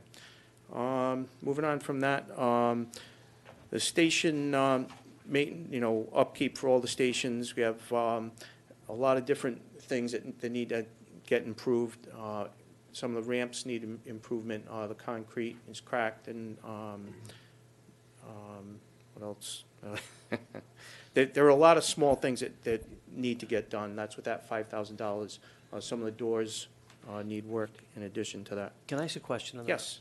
And not to go backwards, but I visited the police station a few weeks ago, and I spent some time with the chief, and I kind of went in there, and we had talked before, and I just said, show me the worst of the worst. And as you go through it, there's different things that you can kind of pick out that, yeah, it'd be nice to have, but there's some certain things that, I know we're on fire right now, but it's relatable. Just the structure. You see an office, and you look at the window, and it looks like it's going to crumble. And this leads to a leak that goes all the way under the rug, so potential for mold. And that's the working environment. And I know, we haven't really used some of the money that we had put aside for that. But I really think if we don't have our infrastructure, I think we're going to be in some trouble. And so I'm just asking, can you explain what that, and you said a lot of little things. A lot of little things. We just had a things that leak. we can do in-house. Thank you for reminding me, but we just had a Sorry. leak at one of the stations, the Providence Street station, had a leak in the roof, and we had to have the company go out and fix that, So these things that come up, So- the maintenance during so the what, course like- of the year. So, sorry, I didn't even touch it. Yeah, no, that's fine, go ahead. All right, say, I'm just hypothetically, all right, there's 15,000, we don't award it. Then we get a leak in the roof, or we get something happen that needs to be fixed. All right, to me, if it's a necessity, we have to fix it. Where is that money coming from? Well, if it's a repair that needs to be made in the town hall complex, it can come from the building department, the building officials' funds. There's some funds in there for repair of facilities. It can also come from the actual department's budget as well to fix things. It depends on what it is and the extent of it. But those are the really two funding sources we have. Okay. If it's something happens, it's a real, emergency, then we would have to determine where within the entire budget we can fund it. Because, again, at the third quarter, we have the ability to, up until the third quarter, anytime, but a department can rearrange its finances, codes within the budget, their own budget. The last quarter, we can actually transfer funds from one department to another if it's needed. So really, those are the only mechanisms that we have. So if we have a potential to be in the black for this year, given the fact, I'm just looking at this number and improvements, is there any way that we could utilize some of that money to do something that's, I don't know if some of this is necessity or, when you mention roof, to me, it's like, all right, just fix it and we'll have to find it. But if we have anything that's coming, that's not being used, can we utilize some of that? Generally, my experience would be is if a department has funds, they will want to spend it for the fiscal year. So if, for example, if Public Works traditionally doesn't spend their entire budget because of whatever reasons, could be less money, less severe storms or whatever. If there is something that they could fix or maybe a smaller piece of equipment, then they would request the permission to come before the council and purchase that item. So departments would do that if they have excess. But that's departmentally done. Right, and you have some departments that would be tight, such as police and fire, so they may not have that ability because they have some issues that are hard to control, such as overtime and so on. But again, if there was something that was very critical that was not budgeted, potentially, yes. Now, personally, I don't like to do that. I'd rather have things fall to the bottom line and then reappropriate the next year, because, you know, it's like the old adage, it's never over till it's over. I mean, you can trend Yeah. for something, and then it may not happen for some other reason, but conceivably that could happen, and it may happen. There may be some requests to do that. Because I'm just thinking some of these smaller items with not just police, fire, but with all of these, I mean, if you're looking at $6,000, $8,000, $15,000, if we need to have them done and we have the money. Oh. I would just- 10,000 in this year's budget for building improvements that I don't think has been spent yet, looking at what has been spent in capital. Plus there would be some flexibility with the migration of the new server that came under budget. Well, I'll talk about, like, I think a lot of that is the $9,000 for the boiler at Station 2.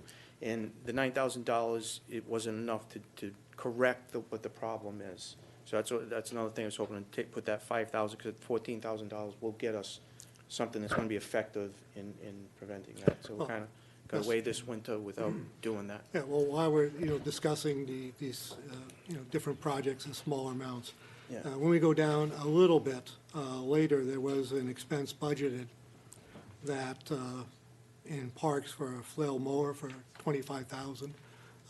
That will not be needed, and when we go in there, we'll explain that. And that money can be reallocated to some other project here, or it can just be used to for savings. But we'll mention that when we get in there. But we will have the flexibility, if the council chooses, to put $25,000 into some other capital category. Because these are things that you don't want to just let go. So I mean, it is a working environment. People have to work there every day. These things matter to people. I'm just looking, You know, to have our firefighters or our police officers feeling like, you know, we don't care enough to fix a leaky sink, it shouldn't be that way. So it's important that we're able to fix those things and allocate the money appropriately. Thank you. Thank you for that. Next thing that was on this budget was the new laptops for Rescues 1 and 2. And the reason that the laptops cost a little bit more, they're $3,000 each, is because they're tough books. They are in the rescue, they get jostled around, so they have to be a little bit more beefier. I was just going to ask that question because that's a lot for laptops. It is, I thought but maybe that- it might be software, but you're saying it's a really heavy-duty laptop of some type? Yes, it is. So that's what those are for. The next thing is the microwave link that would create a redundant system. When you hear redundant, you think, oh, we don't need it, but listen to what it does. And that is, our main tower is up on Factory Street. In the last year, it's been struck by lightning more than once, okay? And we've had equipment malfunctions because of those lightning strikes.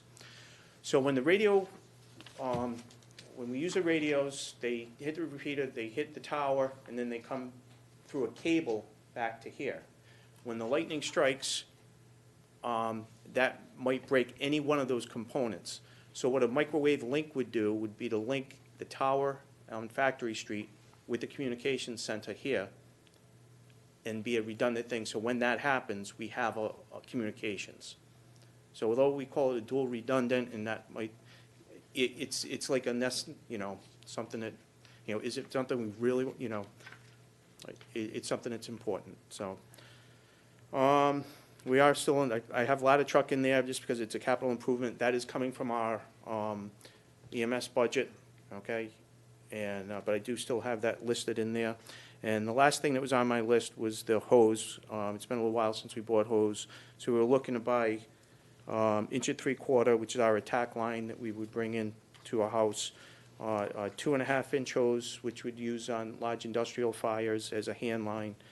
And then our 4-inch is our supply hose that we use to go from the hydrant to the fire trucks.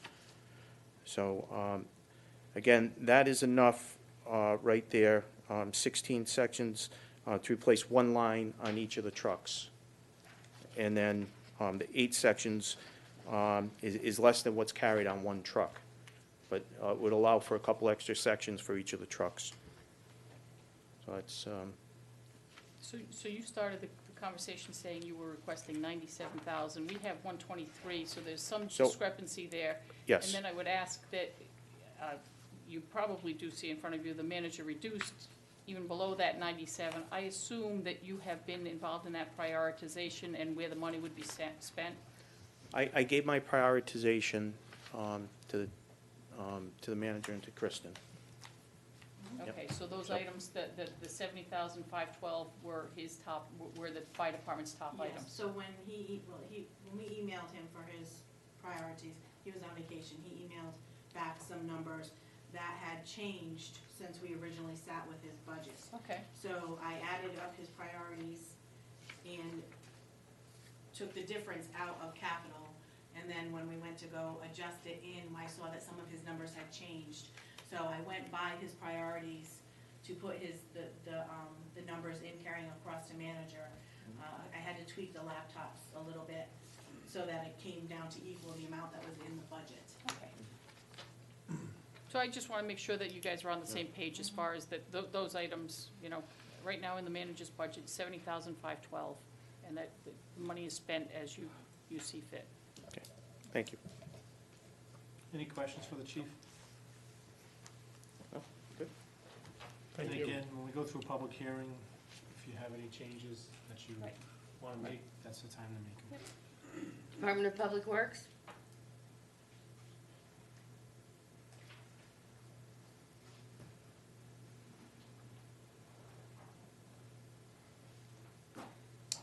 Good evening.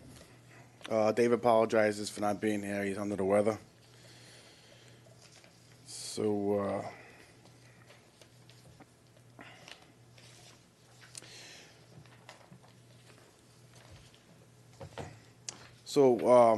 the first one on our list would be our camera. I've been asking this for a few years now. For the infrastructure of our drainage system is so old. We want to keep records now, and everything that we do, we want to have it logged, and like we're trying to get a better system and a better sense of what has to be fixed out there, and prioritize everything has to be done. So with the camera, we can find breakage, leaks, plugs, clogs, everything you guys need, you know. And you need it quite often. I know last year, even with the project on Shippey Ave, there was times when you needed it, and you yeah. couldn't get it from the sewer department at that particular time, so it's It's true. definitely essential for you guys It's to true. have it down there. It'd be good for us to have. Not to interrupt, but I spoke to the former Mason, and he went through a whole list of reasons why they should have it. This was the camera that you guys have been borrowing from the sewer treatment plant? Yeah. Which If isn't they get it. really, yeah, if you can even get it. Right.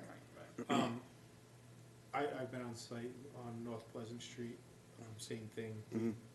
If we had a camera there, we could have resolved the problem a little quicker. I was a witness to it. They called for the camera and they said, we can't do it until next week. You know, as we heard last year, in other budget seasons, just call down there, they'll be there and they'll get it done. No, that's not happening. And it's unfair to the department because you got people's properties flooding out. And if they can get down there with a camera right away and clean it out themselves. The only question I have, Freddie, is I'm looking at last year's capital and this year's capital. It seems like it's beefed up a lot more. Right. 5,000 just for the camera itself. And I'm looking at the other things, because you're asking for the same things, and everything seems to be 20,000, 30,000. So I have a question. So last year, when they asked for the camera, and I have the number 6,500 in my mind, was that the chief's camera, or was that the camera they asked? That was the chief. That was the chief's. That was yeah, fire that was department. the- So this camera didn't go up drastically? It did go up a little bit. It's coming out of Canada, so there is a little bit of a price difference. I just wanted to give us a little bit of buffer, so in case we have to get any new attachments or anything like that. Because I see it was 20,000 last year, 25,000 this year. But seems to be, I don't want to put you on the spot, but that seems to be on everything. So your six-wheel dump, you asked for 175,000 last year, and basically you're asking Well, for two, 340, so it's down to 170. That seems to be less. The hook truck, yeah, you're asking 180, even though it's not approved by the manager, you're asking 180, but last year you asked 160. What was you asking for here? What is a skag mower? Skag mower it's like a heavy duty ride-on mower that we can do the sides of the roads with. Right now, I was doing it with like some push mowers and weed whackers, so it'd be good to have some Is it equipment to something get that something done. work smarter, not harder. Is that Right. Yeah, like something along the sidewalk where you're trimming. like, Right, on the bushes, backside. I mean, Not bushes, but, Shrubbery or yeah.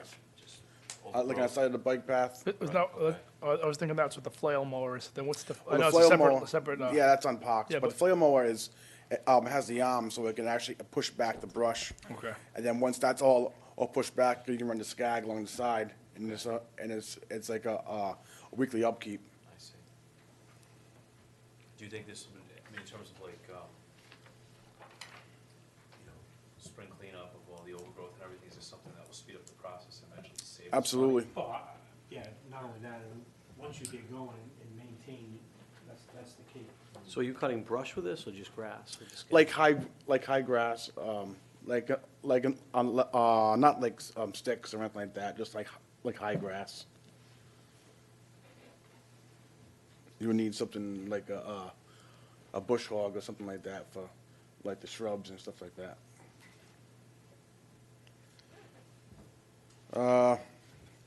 The Roto-Rooter, that's something that it's like a tow behind where if there's a clogged drain in the middle of the night, we're gonna come in, instead of trying to get a hold of the sewer department or waiting the next day, we can unclog it right there, you know? And it's good to have during all these drainage problems that we're having throughout the town. We have a lot of collapsed drainage pipes. They're all the corrugated metal, so we have a lot of collapses right now. So with that, and with the camera, we can pinpoint a lot of that. The compressor, air compressor, for a jackhammer attachment. We had one years ago. It was a military surplus. It was old, just wouldn't put out anymore. So we'd like to grab one of them. Easy for jacking around the sewer covers, storm drains for like easy replacements, easy fixes, you know, so we can asphalt them again.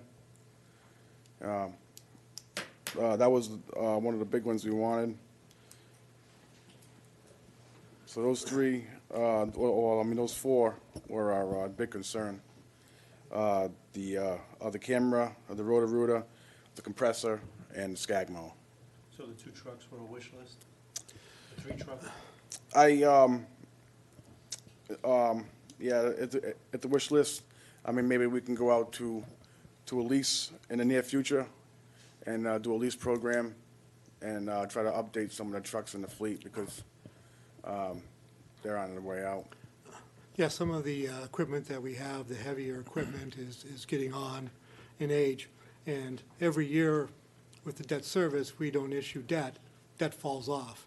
So at a certain point in time, you know, once we determine, you know, once that debt falls off, then we can utilize that capacity to look towards a new lease, you know, for public works, for the heavy equipment. And, you know, seems that's the most prudent way to do it at that time. And again, with a lease, this type of equipment, you can lease for 8-10 years because they have that certain longevity for this equipment. So the plan would be, is that falls off, go out to a lease and buy this type of equipment. Any questions for Freddie? Thank you, Fred. Thank you, Thank you. Fred. Thank you. Tax collector software. Oh, the commercial mower. Yeah, Do the I'll Parks. do No, Parks. Parks and Rec while you're up here. So, the flight mower, we had it for $25,000. That's nowhere near the price. So, I don't know. The bids we got were between 60 and 68 for a Kubota for the flail mower. But obviously that's not on there, so I don't know if there was miscommunication or what on that one. It was, when we were doing the budget in January, Dave did not have all his estimates Okay. together yet, so. So the upshot of this would be the $25,000 this is not necessary, you know, we won't buy a flail mower, wouldn't buy a used one. So that $25,000 can be either reappropriated to another capital item if the council saw fit, or it could be just reduced. Wait, are you saying we're looking at a used one? Because I know the flail mower is important. We had talked about this last year, They're so. very expensive. Yeah. But the prices that you looked at was for new ones. For new ones, correct. Can they be rented? Yes, we're actually, Is that the thing that's not working? we have one, yeah, it's, Today it's working. Yeah. it's all back up and running now, so, as soon as, we get the okay, we're gonna head out there. How much do we spend a year renting it, though? Well, this is actually our first time of renting it. And I think it was 5,000 for $5,000. 3 weeks. 2 or 3 weeks, I remember, yeah. So what if, when it goes down for a period of time? We weren't paying anything on it. Okay. That's what. Do you think that's sufficient, though, the 3 weeks? Well, I mean, like, it's Well, something, it was, something you it's could definitely actually, use it's throughout the actually, season, right? 5,000 for 2 weeks, but we actually got it for 3. But I mean, it's something that you'll need through the whole year, though. Oh, right. Yeah. Right. Well, actually, once we get it done, And we had talked- No, yeah, once it's, then once And it's, you can keep up with the and smaller- then, and it's like easy So- to keep up now.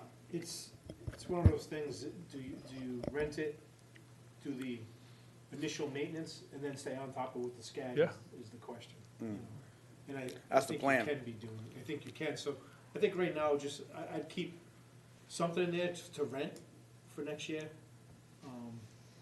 But I wouldn't take it all. Well, because we can use it in other places rather than the bike path also, so it's not like, it's just meant for that. No, there's plenty of places on the side of the streets that Yeah. we can use it. And the 16-inch zero-turn mower, that was really number one on their priority list. We have, they have 3 mowers now. One is on its last leg. It's constantly in the shop. It's got like, I want to say almost 3,000 hours on it. There's another one that's got like 17,000 hours. And they just wanted another one so they can replace the one that's out, that's on its way out. Is it 17,000 hours? 1,700 even. 1,700 hours, yeah, I'm sorry. It's a lot of hours. Yeah. You said there's a third, Freddie? There is a third. One is like, they're like, it runs when it wants to. It's always in the shop. They've been using it for pots. Like, if they have to swap it over on the other 2. So there's actually only like 2 and 3/4. 2.5. Yeah, 2.5. Definitely need it, we use it all the time. Yeah, and I use it for like 90% of the cutting for all the fields, so. Freddie, has your department been working on the bike path this Yes. winter, because it's been a mild winter, so you Yeah, we have a head have, start on we that, trimmed a lot, from what we could by hand, while we're waiting for the flail mower to get fixed. We actually, cleaned out all by the wall, behind, the looks good. Legion, so now you can see it now. So our plan is now, we're gonna get the, we're gonna rake it all out, we're gonna spread some loom down there and seed it, and then, it's gonna look nice over there.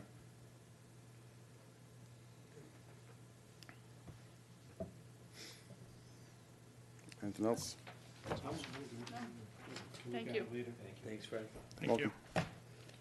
Tax collector software? Oh, Looks like that was just cut right out. okay. Civic Center? We can use tax sale fees for that when we need it. for the Okay, tax. so tax sale fees will go towards the software. Correct. Thank you. Just so you know, there are 2 other departments that will be affected by the software.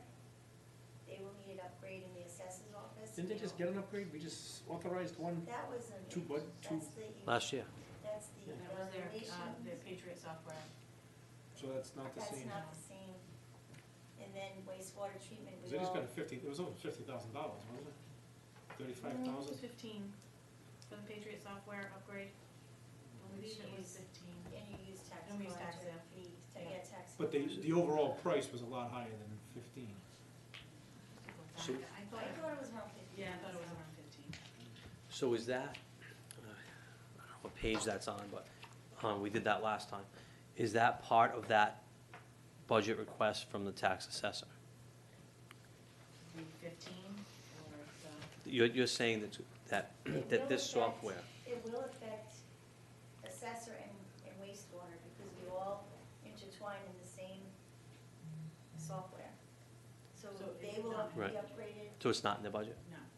But- It's not in her departmental budget. We originally put it in capital, and then Okay. as I thought about it, I know what you generally get for tax sale fee collections, and I thought it would be more prudent to use those tax sale fees to pay for the upgrade of. So are you paying for the upgrade with all three departments? Yeah, because For- it's okay. one software program that's utilized by these different departments, so it'll be one fee.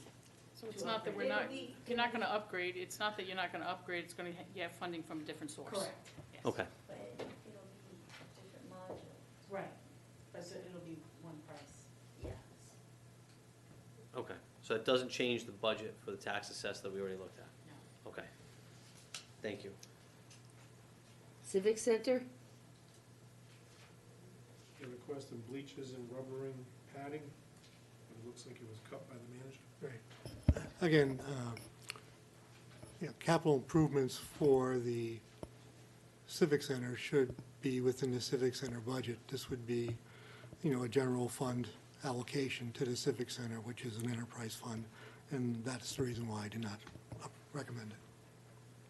All right, I need a little, just to go along, just because I know that not everyone is familiar with the Civic Center, as I am, because I'm there every day.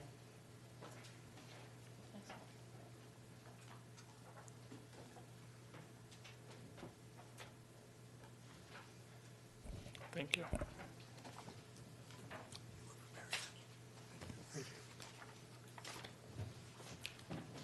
So can I ask a question before we begin? Sure.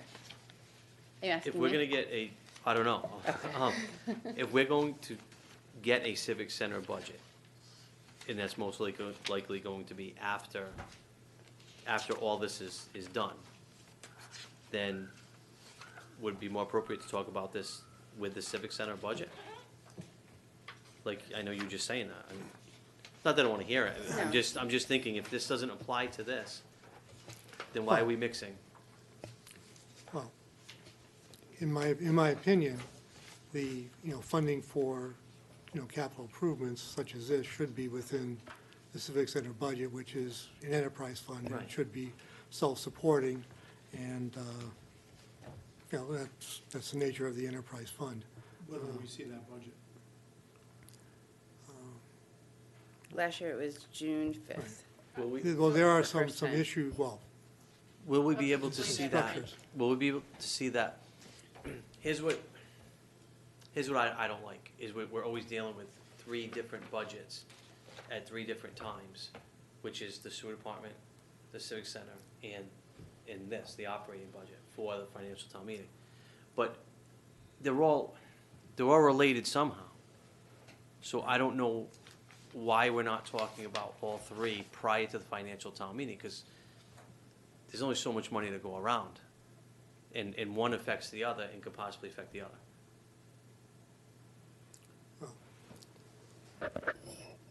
Last year, being, my first year here and Kristen's first year here for budgets, that's the way historically they've been set up separate.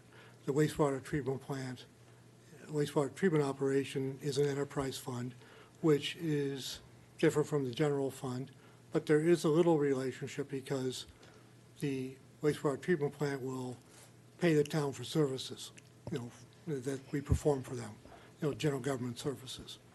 And then as an enterprise fund, my understanding, the year before, it was in June. So could it be presented earlier? Sure. Does it have to be? No. I think the theory was, by looking at it, is, the general government is the biggest item, then you have the wastewater, which is the next biggest item, and then the civic center. This year is a little bit unusual because, again, what we have presented here is what we know today. And the civic center budget could be the same thing what we know today. It may be different a month or two from now. But Ernie, going back to the Civic Center budget, Mhm. and again, I don't know, but if Lori is proposing a budget that's negative 9,700,000, or 97,000, I'm getting tired now, $97,000, where's that money come from? It probably comes from us. Okay, if, So, I understand what Councilman Machadi's saying is if Lori's budget, I mean, and I don't think she's going to, but again, if her budget's in the red because of contractual reasons or overtime, whatever it may be, we need to know that because we're gonna be funding that some way or another. And that's what we need to get clarification on, is what that budget's gonna look like. Because the last thing I wanna do is pass our budget, pass the school's budget, pass the sewer budget, and then all of a sudden, we gotta figure out where we gotta chase $100,000 because they might be over budget because of payroll reasons. You can ask Jason, I had that same question at my very first meeting at the sewer subcommittee because it didn't make any sense to me that they wouldn't even give us a budget. So is your budget prepared at this point in time? Okay, yeah, so I guess I would agree that why wouldn't we look at that now before the financial town meeting? It seems to make sense to Yeah. me. Same thing with the sewer department. And I know they have moved up their schedule on our request. Yeah. I would like to add too, that with the sewer department, Christine and I go back and forth over any numbers that overlap between general fund and sewer to make sure that we are on target, so there's no surprises when the sewer budget comes up. So it makes it easier, and I think easier for general population, and myself included, to understand that we do that all at once. We don't push it off till 6 weeks after the financial town meeting as though there's something special about it. It's a budget, we should make sure everybody knows we are talking about it and that it's all coordinated. I agree with David that we absolutely should look at them all at the same time. And I'm not No, saying, I mean, I obviously didn't look at this. Yeah, I'm that not was- saying we you don't, didn't it's not expect that, needed. did you? Yeah. I'm not saying it's not needed. I know you're prepared right now for this, but Yeah, no, I'm totally fine. I just think it compare like items to like items. You know, And So to I be honest with you, assume based on what the town manager just said is that your budget will indeed include this amount. That's No. what I assume, anyway. no, this is money that we're asking for outside of our, Case in point, Yeah. more Yeah. explains why it should be presented Yeah. now. I mean, my before the budget time. is so, for the Civic Center, so ridiculously tight. So just- it should be presented Yeah, at the same time. so something Yes. like the padding and the bleachers are something that I need outside of that budget. And again, if I don't get them, then, So- I'll so- continue to do what I do, and I'll find ways to subsidize for not having bleachers, as I do now, as I go to Parks and Rec and take the bleachers from outside and bring them inside for the winter. So if your So- budget is ready to go, Ernie, I would suggest that we actually look at that and take a look at that before the process too, as well, part of the same process. right, well, we can meet. Not we'll meet- tonight. No, we'll meet I'm not tomorrow tonight. and go over it Yeah. and finalize it, and then send it to the council as, go over it, review, finalize, and then send it to the council. Same thing with the sewer department, yeah. yes. Well, that's the sewer department's. Right, yeah, no, I No, no. Yes, no, I understand Yeah. that, but, I Yeah, they're mean, gonna have- we should entertain them all before the financial town meeting. Correct, Yeah. we will. Thank you, All right. Lauren. You're welcome. Thanks, Thank you. Lori. IT improvement?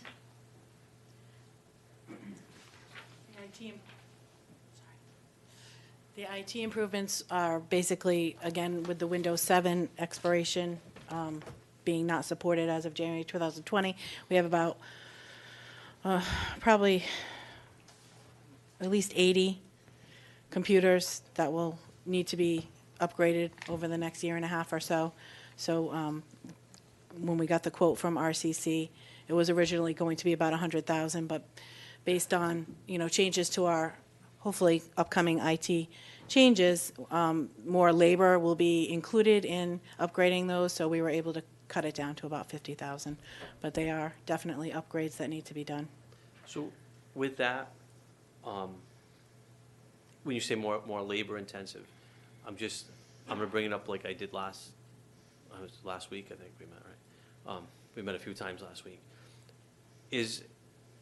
Ernie, I'm probably haven't gotten to it yet, because I know you're busy working on this stuff, but would it, again, would that make sense to have a IT person here, to spend that labor on an IT person that would be here year-round to So I did to do all this? I did some analysis, and the cost for the going rate for 2 IT people, because you would want to have at least a network administrator and an IT director, with benefits, it was going to come to almost 200,000, just, which exceeds what we already have budgeted for the IT consultant at this point.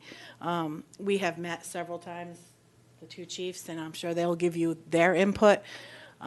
We felt that we're getting more bang for our buck with the consultant at this point, because there's, 7 or 8 people at our disposal for, 160,000 or less, as opposed to having 2 people at a minimum of 200,000. Plus, you're going to have to factor in some training into that, supplies, software costs.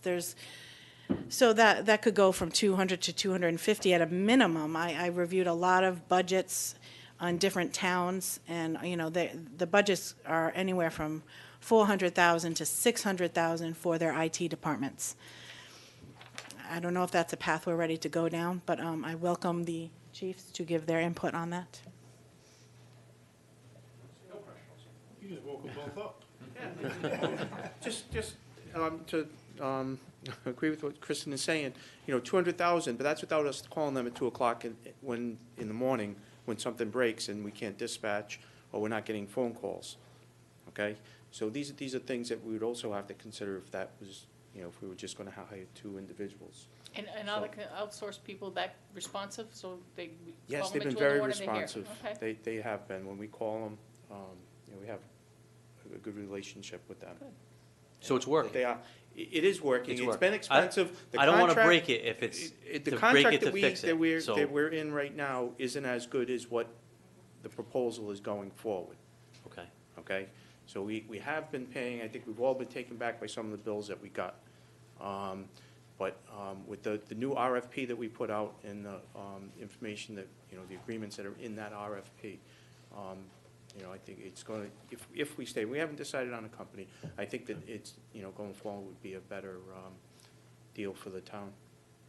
I would mirror the same thing. My biggest thing, I think as we moved from a subcontractor, kind of a one-man show, to a company that offers us 7 to 9 people at our disposal when we need it, has worked. I think the onboarding portion has been a little rocky because everyone does things differently, so not only are they learning about how we were set up before, they're kind of following how we do things and making suggestions on how to move forward. And I think that has been costly, but I think we're now starting at the point, at least I see it in the police department, where the few things that were either old and needed replacement or were on their way out, we're getting to that level plateau now where I think we're going to be able to maintain and start looking forward instead of hustling backwards and paying, to get things the right way. So I expect our cost to start to level off and our demand hour-wise to level out as well. Okay. Just keep in mind, all we see is numbers across the board. So it's nice to have that. So thank you, all 3 of you, very much. Any questions there? No. The only Revenue, page thing- 3. Only thing I will ask on the capital is, for this year's, we had 186,240 adopted as the budget. We've spent 95,740. Will we be spending the rest of that? Is that earmarked already? Yes, it's, I would have to ask the particular departments what they haven't spent yet, but there was a sheet like this for last year for every project in every department. I'd have to go through it and see who hasn't spent what yet, but I'm assuming no one has asked me to carry anything forward yet. So The procedure is if you get to the end of the year and you haven't completed a project that you've budgeted for in capital, we can reserve that in the audit and carry it forward, so. Okay. And I see town hall improvements, $15,000 was adopted, nothing's been spent. Not Okay. aware of, Just ask, that's fine. Right. Okay, thank you. in, Steps. Yeah, well, one of the things that, the front steps, Cost was yeah. last time they touched those front steps. Oh, the steps in the front has always have been a problem, especially with, our insurance carrier. My understanding is that Department of Public Works is going to fix that themselves and not have to go out to a private contractor to do that. My understanding is, through discussion, they have the ability and the individuals who can do that work. That would be a substantial savings. So, and while they, Just be careful with that because, that is some granite step that was installed by Morgan and Sons back in 2005, 6, somewhere in there. And it seems like it's washing out underneath, and that's why you're getting the steps to go backwards instead of Yeah. being the way they are, but just, it's gonna take some skill. Let's just put it that way. and then, while they do that, hopefully we can just get a new bench in front. The bench is pretty shabby, so try to, spruce it up, but, Is there any way to find out if, Mary Beth was just saying, we have a lot of money left? Is there any way to find out if, sooner than later, if the department heads don't plan on spending some of that money? Sure. I can't see why anybody wouldn't want to spend the capital that's allotted, but you never know in different situations. But again, I'm looking at this, of things that we possibly couldn't fund. Maybe we could do something a little bit more creative and spend some of that money Yeah, here but- yeah, versus this carrying carpet, over yeah. till next. This carpet, well, I'm gonna say this right now, this carpet's been in the budget 3 years in a row for this town hall expense. And when I see $15,000 sitting there, and I'm tripping and I can't roll a chair, and if anybody can see it back here, I could pretty much take it up and pull it up here if I wanted to. And it was a seam here, it's 6 inches wide, and you gotta fight to get your chair over it, and you're tripping over it. So, I don't know how many more times that we have to say it. I even used, 2 years ago, Home Depot was offering free installation. And all you do is buy so many square feet of carpet from them, which I think there's plenty up here. It's a whole entire, basically, a room. I don't know why we didn't utilize it. And they still do it. You go out there, you order the carpet, and they'll come in and install it. Or whatever you want to install here. I mean, it's very cheap. It's not expensive, especially commercial carpet. Why it's not done is beyond me. Until somebody falls and busts their head, that's probably when we'll change it. But again, it's 3 years in a row. And I'm seeing $15,000 untouched. I mean, let's do something with it. It's getting disgusting. Revenue, page 3.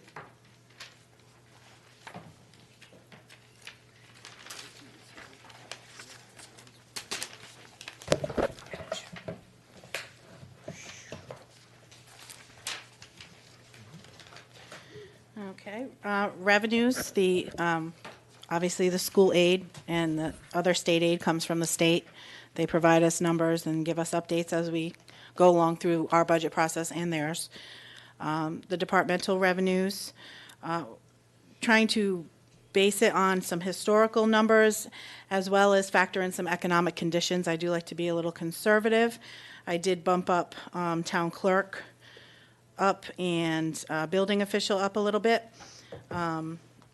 Fire rescue fees, I'm cautious, but I did go up a little bit on that. And the rest, most of it's holding steady. We did come down on the prior year taxes down to 1.5 million because I think that's a more realistic number. Holding steady for the prior year property tax interest, and the current tax collections basically is the plug. Did you usually like a 3-year average or something? Yeah, I did a 3-year average last year, and then I just kind of plugged in this year. I noticed you had the town clerk, It- 725. Yeah, town clerk came in fiscal year 18 of over 800,000. So, again, this is me being conservative. I can. But things that will repeat, not one-time items that, Well, it's based on economic conditions, it's based on sales, it's based on developments, and which we've had a bit of. we have had, but some things can go wrong with developments, and No, I. I'm not, yeah. conservative's okay with me. Yeah.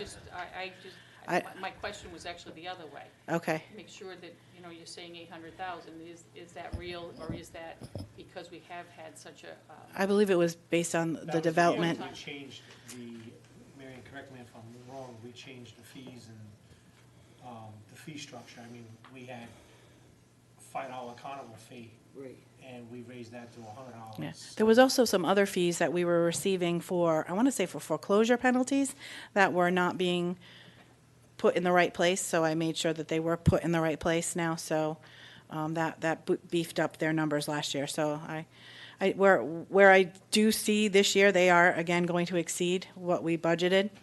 I want to, you're confident that that 501 will turn into more than 640? yeah, because that I believe was only as of January. Even though it says February, Missy doesn't. Okay. When I did these numbers, I don't think she had recorded February yet. Okay. Just, we'll probably want an update on that to make Sure. sure that we're going in the Yep. right direction. Yep, I will keep my close eye on it. Any other questions on revenue? I missed it. Did you say what your tax collection rate would be? Is that in here too? Right now, I'm holding steady at what we did last year at 96.8. 96.8. Correct.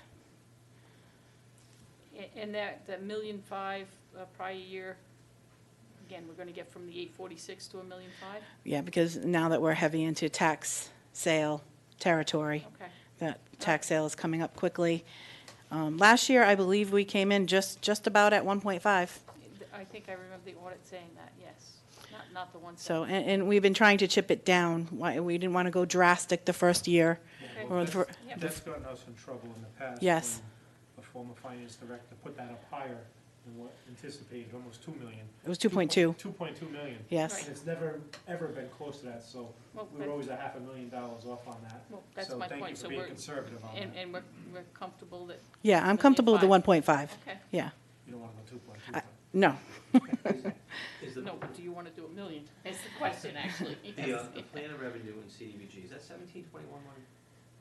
Which, 1721 money, is that, are you talking about the fees that they, $2,500 for each unit? Yeah. No, that's in a separate fund. Okay.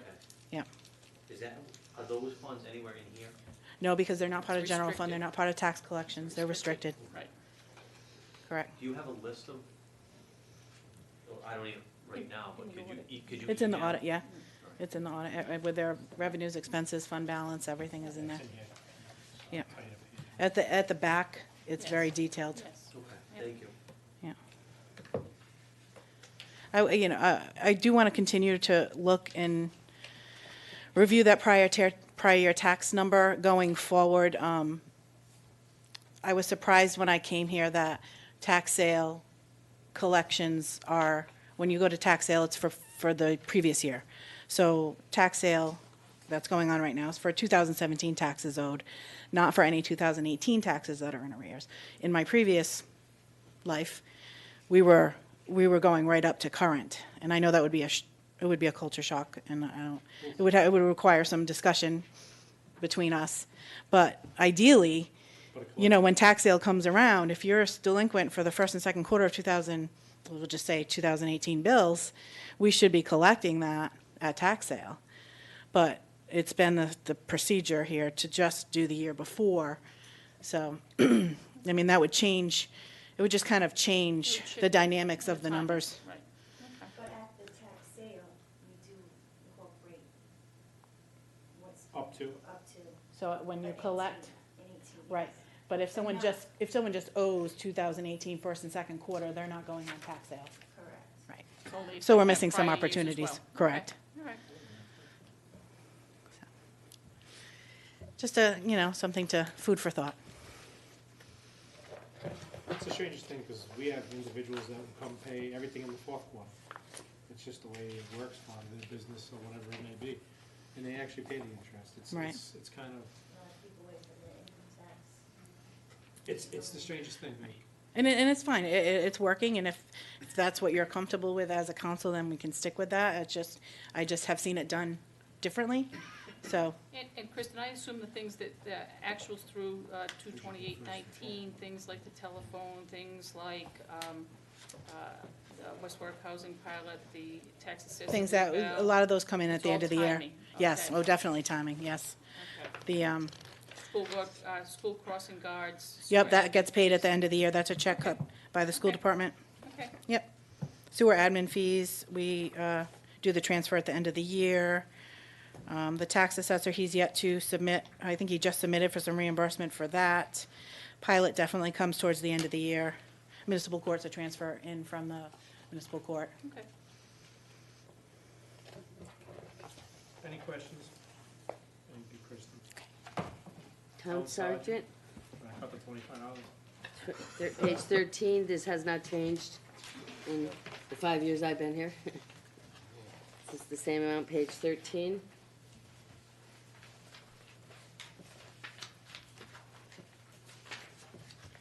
This is a appointed position by the town council. Yeah, that's Bert. It's Bert, yeah. Where's the town clerk? What page? Page 8. This budget really has not changed much since last year. Mostly it's to do with things that I have no control over. I've kept it all the same. Actually, I haven't increased it in a long time. We tend to be able to make it, the last couple months I play little games with making the money where it should be, that we're allowed to do. What is it, the last month or so, Kristen? 2 months, we can move money around in it within? You can, I'm not a fan of it. Yeah. I like to see where money is spent, Neat. because it makes for a better budgeting tool the following year. Well, I was hoping once, like, when we get to election, well, we'll talk about that when we get to election. But this budget has, I haven't changed anything. Any questions for Mary Ann? Board of Canvassers is on page 9. Oh, wait, you're trying to get out of here scot-free, huh? How quick you going? Oh, you're gonna ask me questions, okay. No, no, I'm like kidding, go ahead. Oh, Go to okay. Wait, what page now? 9, you said? Page 9, yes. Once again, this really hasn't changed much, and what I did was, you'll see that the manager knocks that down. Elections can vary. So what I did was put together a few, an election, a primary, and a budget referendum, so that you can see where the money goes, because it's a lot of money on elections. You wanna pass that down, Jay? And next year, that we have a referendum and a presidential preference primary. I could not find, we changed systems at in October of the presidential preference primary, so I couldn't get the number for a presidential preference primary, but you'll see primary is, presidential preference may be a little less. But just so you get an idea of what it costs to run an election, it's not a small amount of money. So with a budget referendum, that's about $7,000. Better look at my own figures here. 6,700. And with a primary, which will be a presidential preference primary, of about 19,000, it could vary.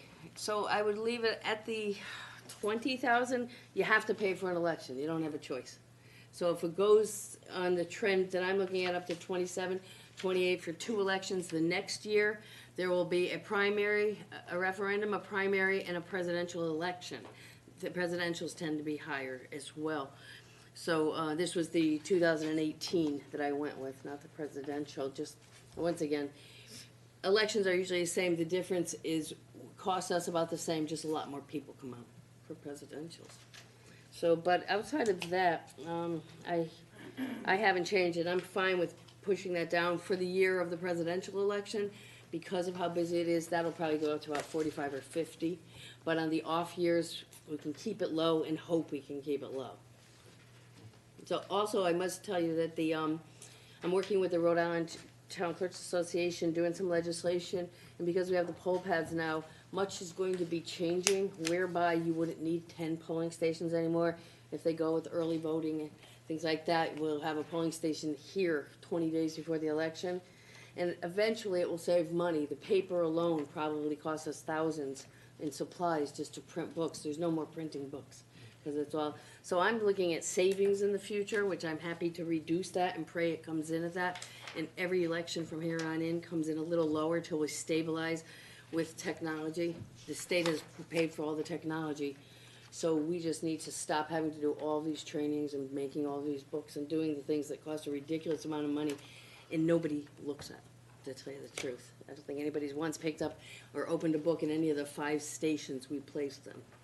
And you might have popped in or something, but it's going to take a few years to show. But I think elections is going to be much more cost-effective in the future, which is why I'm totally fine with lowering that figure and hoping it stays that low.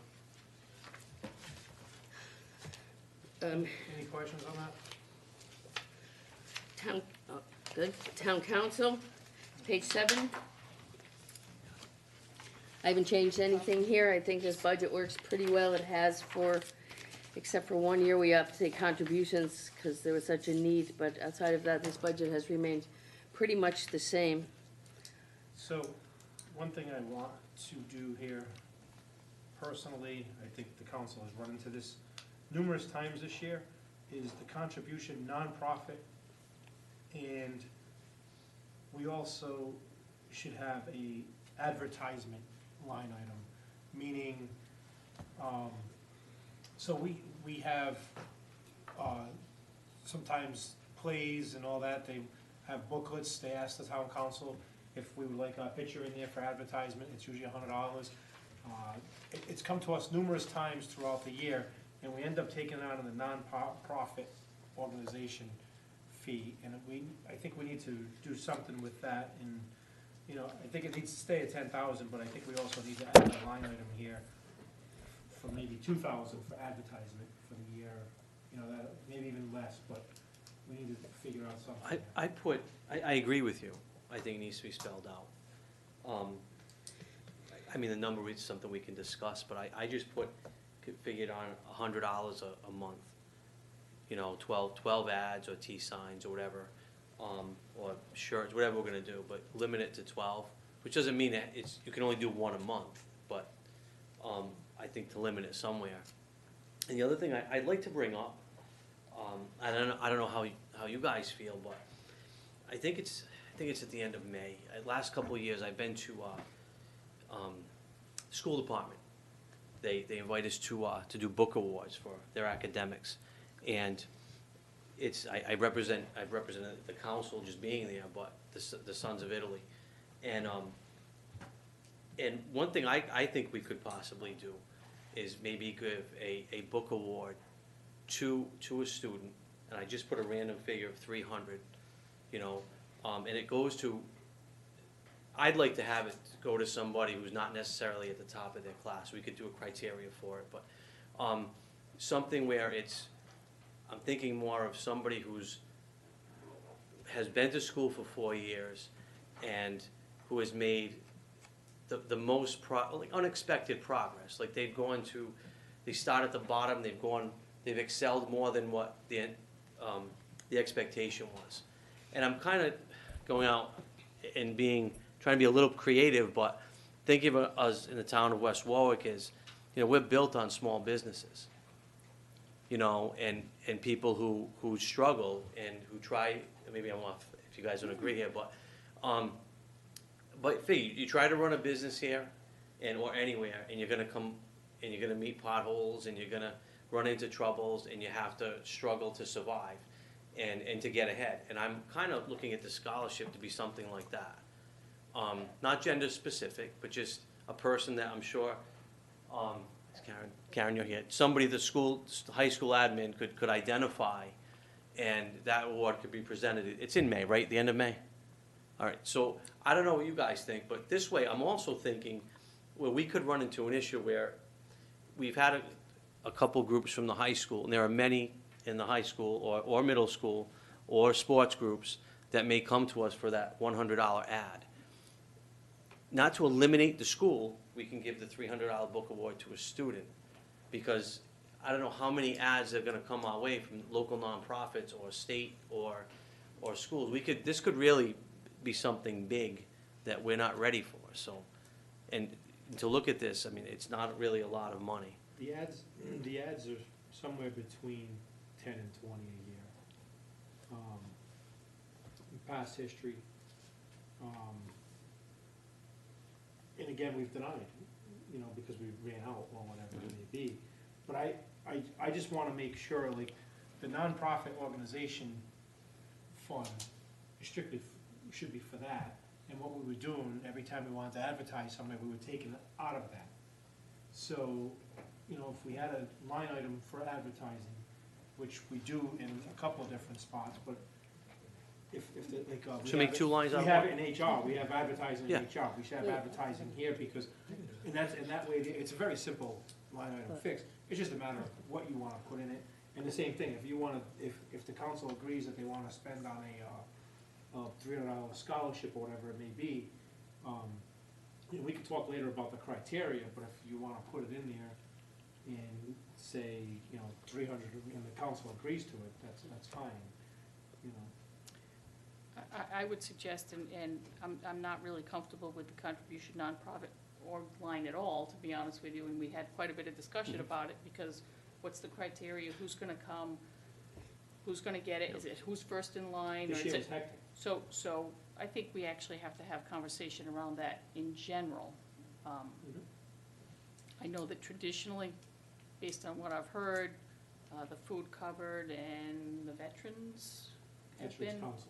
have been, our two biggest. So if you go back, they used to be, trying to think of the names of them, but drug abuse and whatever else. Yeah. they used Again, to I give think we 500 need to be that. very, very careful about getting into that business of giving to nonprofit organizations. That's just my opinion, because you'll have people lining up out the door. And given the financial condition of the town, I'm not sure we're in a position to do that on a regular basis. Right. That's just my opinion. I had hoped that we were able to meet prior to the budget workshops on this particular subject. I do like the way we handled it in my previous position.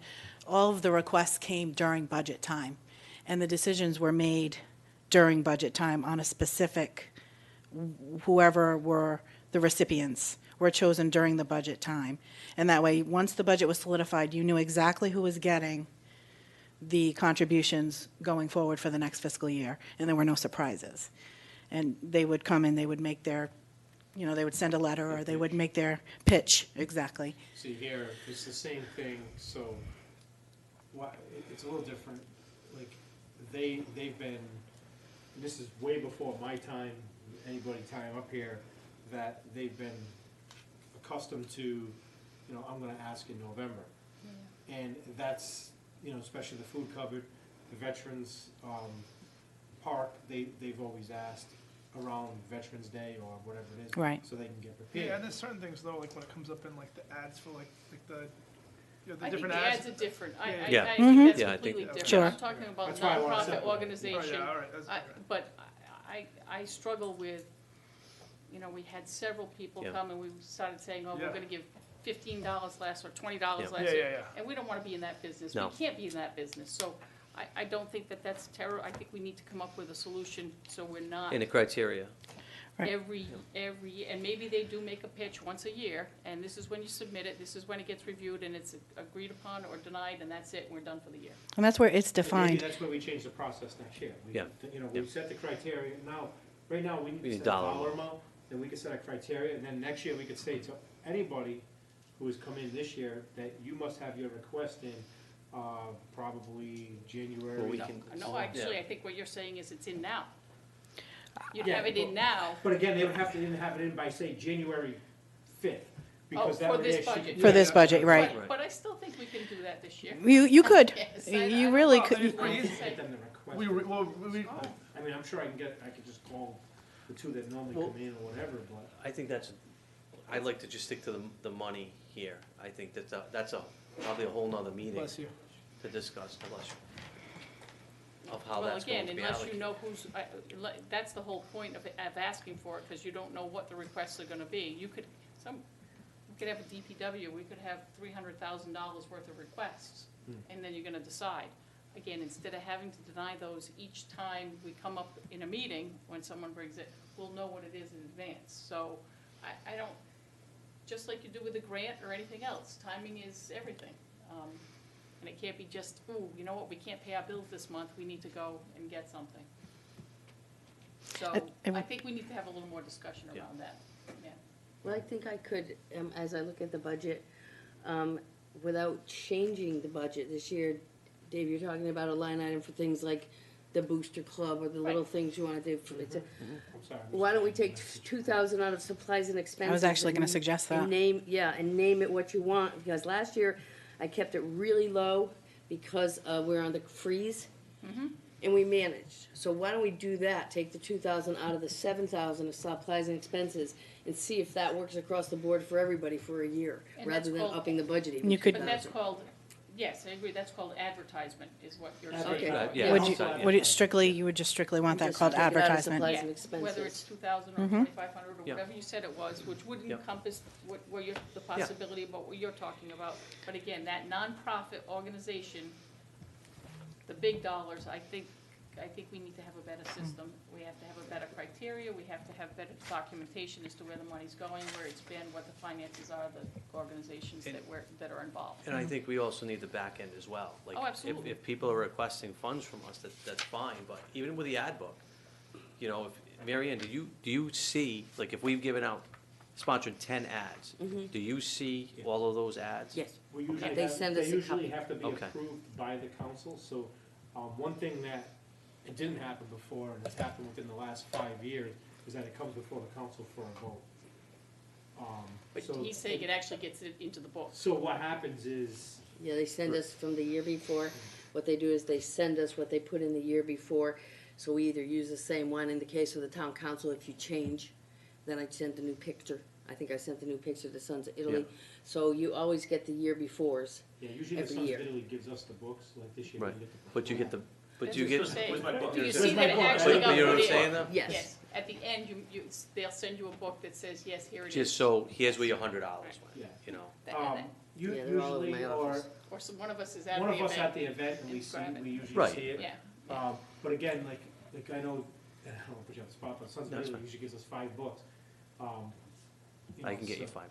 All right, you can get us 5 don't, books. don't. I get, it went in there, I saw it. No, I'm that's joking good, around with you. yeah. No, but seriously, though, But again, it's- we, I think, we've always seen the books usually. I know Hope usually sends us a picture of it or whatever, and whoever, they usually thank us, and, you know, Yeah. it's a good thing. It's good for the community. The community sees that the council's involved. It's good for the school committee when they do it. It shows that they're involved. I agree that we should absolutely, and I think it's a great idea to take it out of supplies and create that line again, but I also think that we need to talk about nonprofit and make sure that we, We'll get on that after this. Yeah. We're actually building up a lot of work, so. Yeah, right? that's All okay. right, let's move on. Any questions on the town council? And just quickly, didn't get put in here, but probate is on page 11, I do the probate budget. That too has not changed, except it went up a little because of expenses I have no control over, but I did ask Michelle, who is that clerk, and I don't do all her billing and all, and she said that amount is fine, so there's no change to that as well.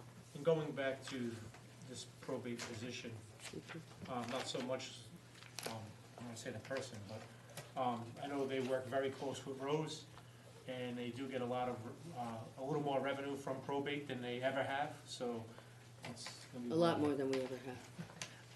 I don't wanna go there, but a little more than we ever got. But they're doing, I mean, I don't wanna put the person involved, but I could say the position's actually bringing in more revenue. The relationship between our probate, between our office and tax department is excellent as well, which is important. Legal, page 10.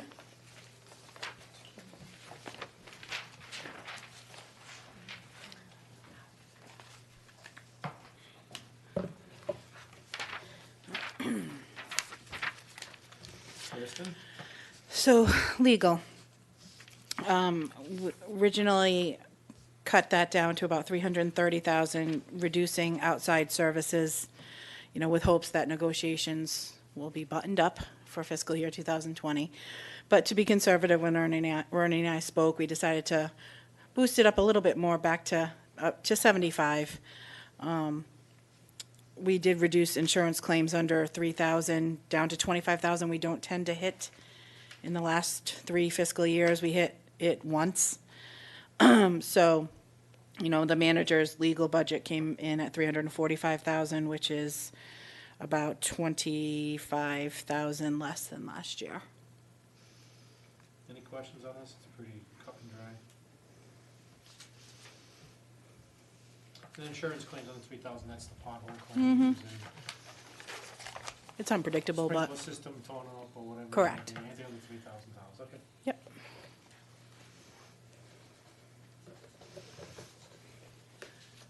There's no other departments?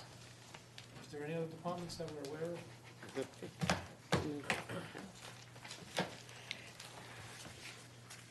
Anything else? Our next meeting? Tuesday. Tuesday's the public hearing at 6. We're meeting at 7. So the question I have, with that being said, is we're gonna go through line item by line item. Do we have enough time from 6 o'clock to 7 o'clock? Well, it depends on how many, if any, They're gonna do it at you're gonna 5. go through every budget, every line item, Well, or you you're want us to gonna narrow approve, it you down. want us to at least approve every department. Yes, well, if you're going to make a change, I just want it to be unanimously voted on. Yeah, because I'm not gonna be here for the following, for the second hearing, which you know that, so I wanna be here for the votes. So can I ask, how does that happen? Just because I'm new. So generally, we start going through the budgets again, and then, Dave may say, okay, well, this line item, I really think that we can chop that down to 20,000. Someone makes a motion, I second. So is so it's the same Not thing, it's not broken necessarily, up into two? not necessarily every single line item in the whole So for budget. instance, if we know the town council's not gonna change, we're not gonna go over it. If legal's gonna stay the same, we're not gonna go over it. But if you've taken notes where you think Yeah. you want it, that's your opportunity, and we can say, we can go through the budget just like this, within and that's the question why I asked that, so we don't have to go we can go page by page, so we can go revenues. If anybody had any ideas, if we had increases in revenues, town manager, town planner, if you say nothing, nothing, nothing, town council, nothing, town clerk, nothing, board of canvassers, nothing, legal, I wanna cut Yeah. 100,000, Jay says I wanna cut 100,000. And you second it, we vote on that. Probate, if you wanna make it, so, depending on what you took for notes, I do have some stuff, but I'm gonna tell you right now, it's not $2 million worth of stuff, but. I And then we- think in 2 Tell me budget about the hearings. public comment That's, part of it. that's at the And very, that's the key, and I know the gentleman in the 4th row has been here for a couple of meetings, and you don't know who's gonna show up and what questions they're gonna ask. I'm sure he's gonna have questions. I think Mr. Reynolds, who was here the last time, he had questions. I think he might be here. But we and attempt to again- go through every department Yeah, next. so they can ask those questions. Yeah. That's why I'm asking, is an Okay. hour enough? Well, Maybe we we have that should- one, we have the second one, the 9th. And then we did leave wiggle room for a third, if we needed it, So- which would be after, I It's think, just not fair to us and the general public. Now, if he comes on next Tuesday, and we're here at 6 o'clock, and we're going through, and let's say he has a question on almost every department. It's not fair for me to shut him down, because it is a public workshop. last year, you did the 2 public hearings, and then we had a meeting following that where we went through and voted on those changes. And correct. again, you can do it that way. I'm just throwing, So if we vote on a change at the first public hearing, we have a second public hearing coming up. Can we re-vote? You can change it again, or you We can. can, so we have the opportunity. yeah, we're really voting on, like, the direction that we want her to change the budget, because nothing's official till it's voted on the referendum anyway. The other thing that we need to be clear on, and I know Sal's working on it, is what was our growth? Okay, everybody, the reporter left, but the reporter in the last paper said we're eyeing for the highest tax increase. And that was the headline. And that put people in panic. And if we had 2% growth, and that means the most you can raise taxes is 2%, because you got the 4% levy. All right? Now, let's We just have say, those answers, though. Will we have don't those have those answers, and that's the problem. And it's a moving target. it's a moving target up to this point, but the problem I have is when you have the press say, we're aiming for the highest tax increase, and we don't have that growth in place. I mean, I received 2 emails this week, basically saying, Mr. Goslin, are we serious? This is a joke, this town. That's exactly what the email said to me. I mean, And I said, you can't go by what the paper said, because there's a bunch of stuff that still needs to be included here. And that we're waiting for the tax assessor to get us the numbers. And you get lucky and you have 3% growth, that's gonna be great for the community. You think we have Well, 3%? We could have 2 and 3, 2 to 2.5. So obviously, the appraised values are changing drastically this year, and I can get updated numbers. And my plan was to have all the changes tied into my tax rate calculation, so that I can see that we're still staying within the levy, and we're staying within the amount that we need to cover the budget for taxes as we're going along, so that I can caution you that we're going in a bad direction or a good direction. And I've already got an estimate of what the tax rate is coming down approximately to meet the 4% levy. Can you just give an idea? Right now, I'm factoring about 17% reduction in the tax rate. I mean, that's fluid. I mean, that's the problem. Like, a lot of people feel, when they get their tax Yeah, assessment. people just assume that It doesn't apply help the current because rate. I get that. They don't know. You have the newspaper, you have social media, you have so many variables out there that people are just throwing out misinformation. And I just wanna make it clear that, until you get all the information, don't believe what you hear. That's all I wanna put out there is, if you're saying the tax rate's gonna drop by 17%, at $27, $28, take that, it's gonna drop down, what, 24, 23, somewhere in that I vicinity. think we should be careful about that's- saying no, anything I'm at this just- point. That's why I like to- We don't know that, that's Exactly. right, so But again, it runs the gamut, you got, yes. like you said, everything's a moving target until we know the numbers are solidified. We're sitting here, and like I said, so after we left the last meeting, the next morning, when the paper was, Right. it said, officials seeking highest tax increase. That's not, that wasn't good for us.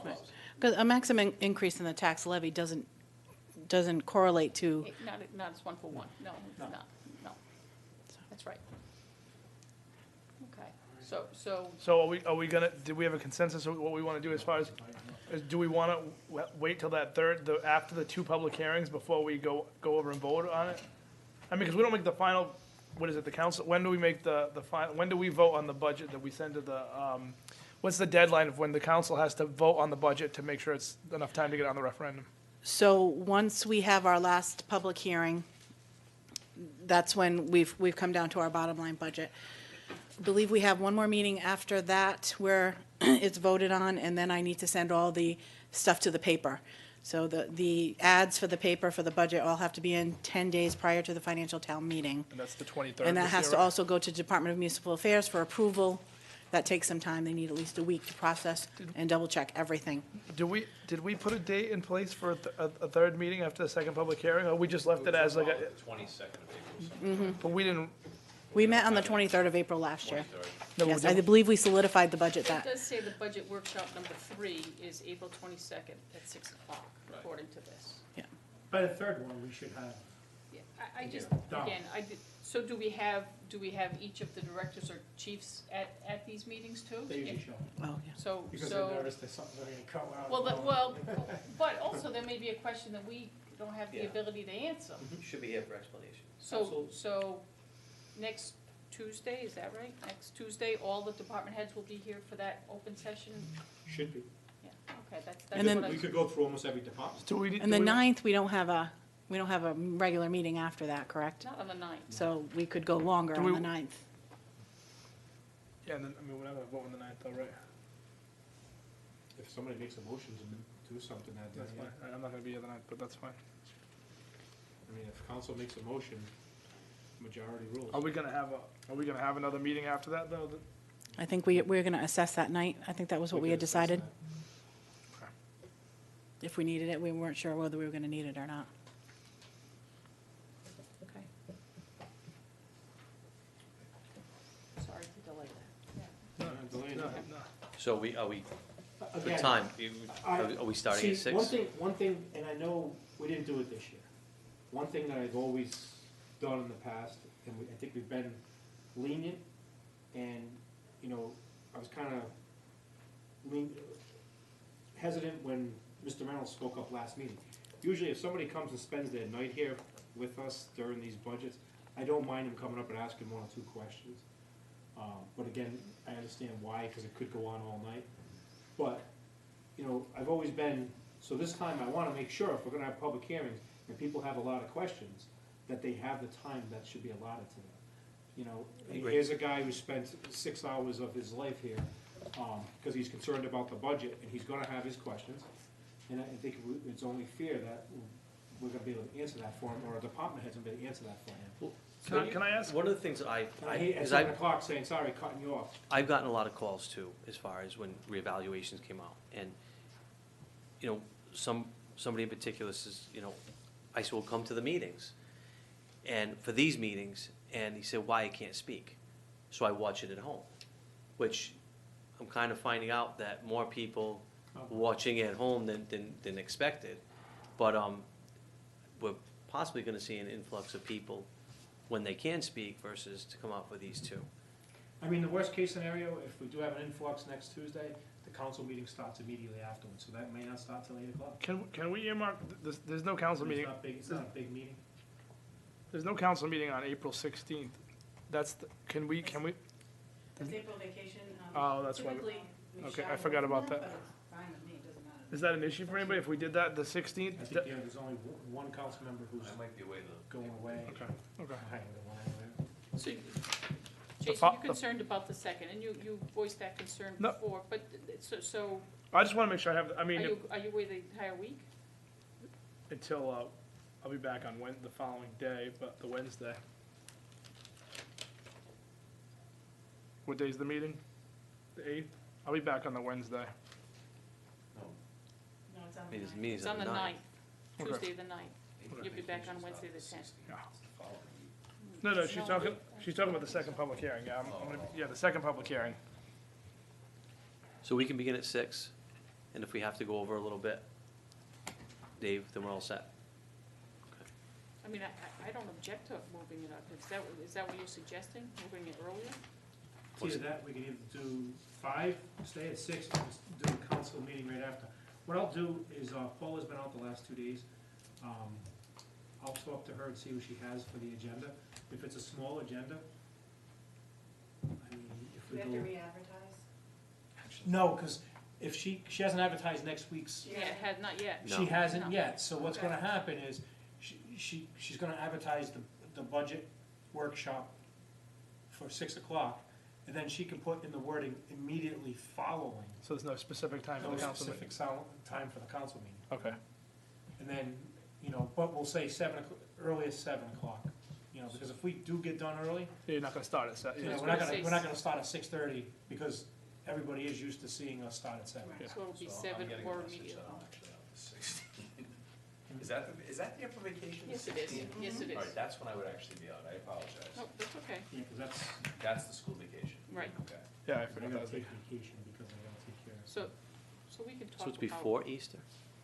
Yeah. Yes, it's weird this year. That's Friday's Yeah, on yeah, it's Friday weird of this the year. vacation. Yeah. And then Easter's the fall. In some years, you get Easter's that the Friday off. 21st. and Yeah, then- Easter's the last day of vacation Yeah. week this year, yeah. Oh. It's a late Easter. All right, I'd like to make a Usually you motion guys to get the adjourn. Friday off. I'll second that motion, John. All in favor? Aye. Aye. Opposed? Ayes have it. Yeah, usually make it like a 8-day vacation. No, no. Well, depends on my situation.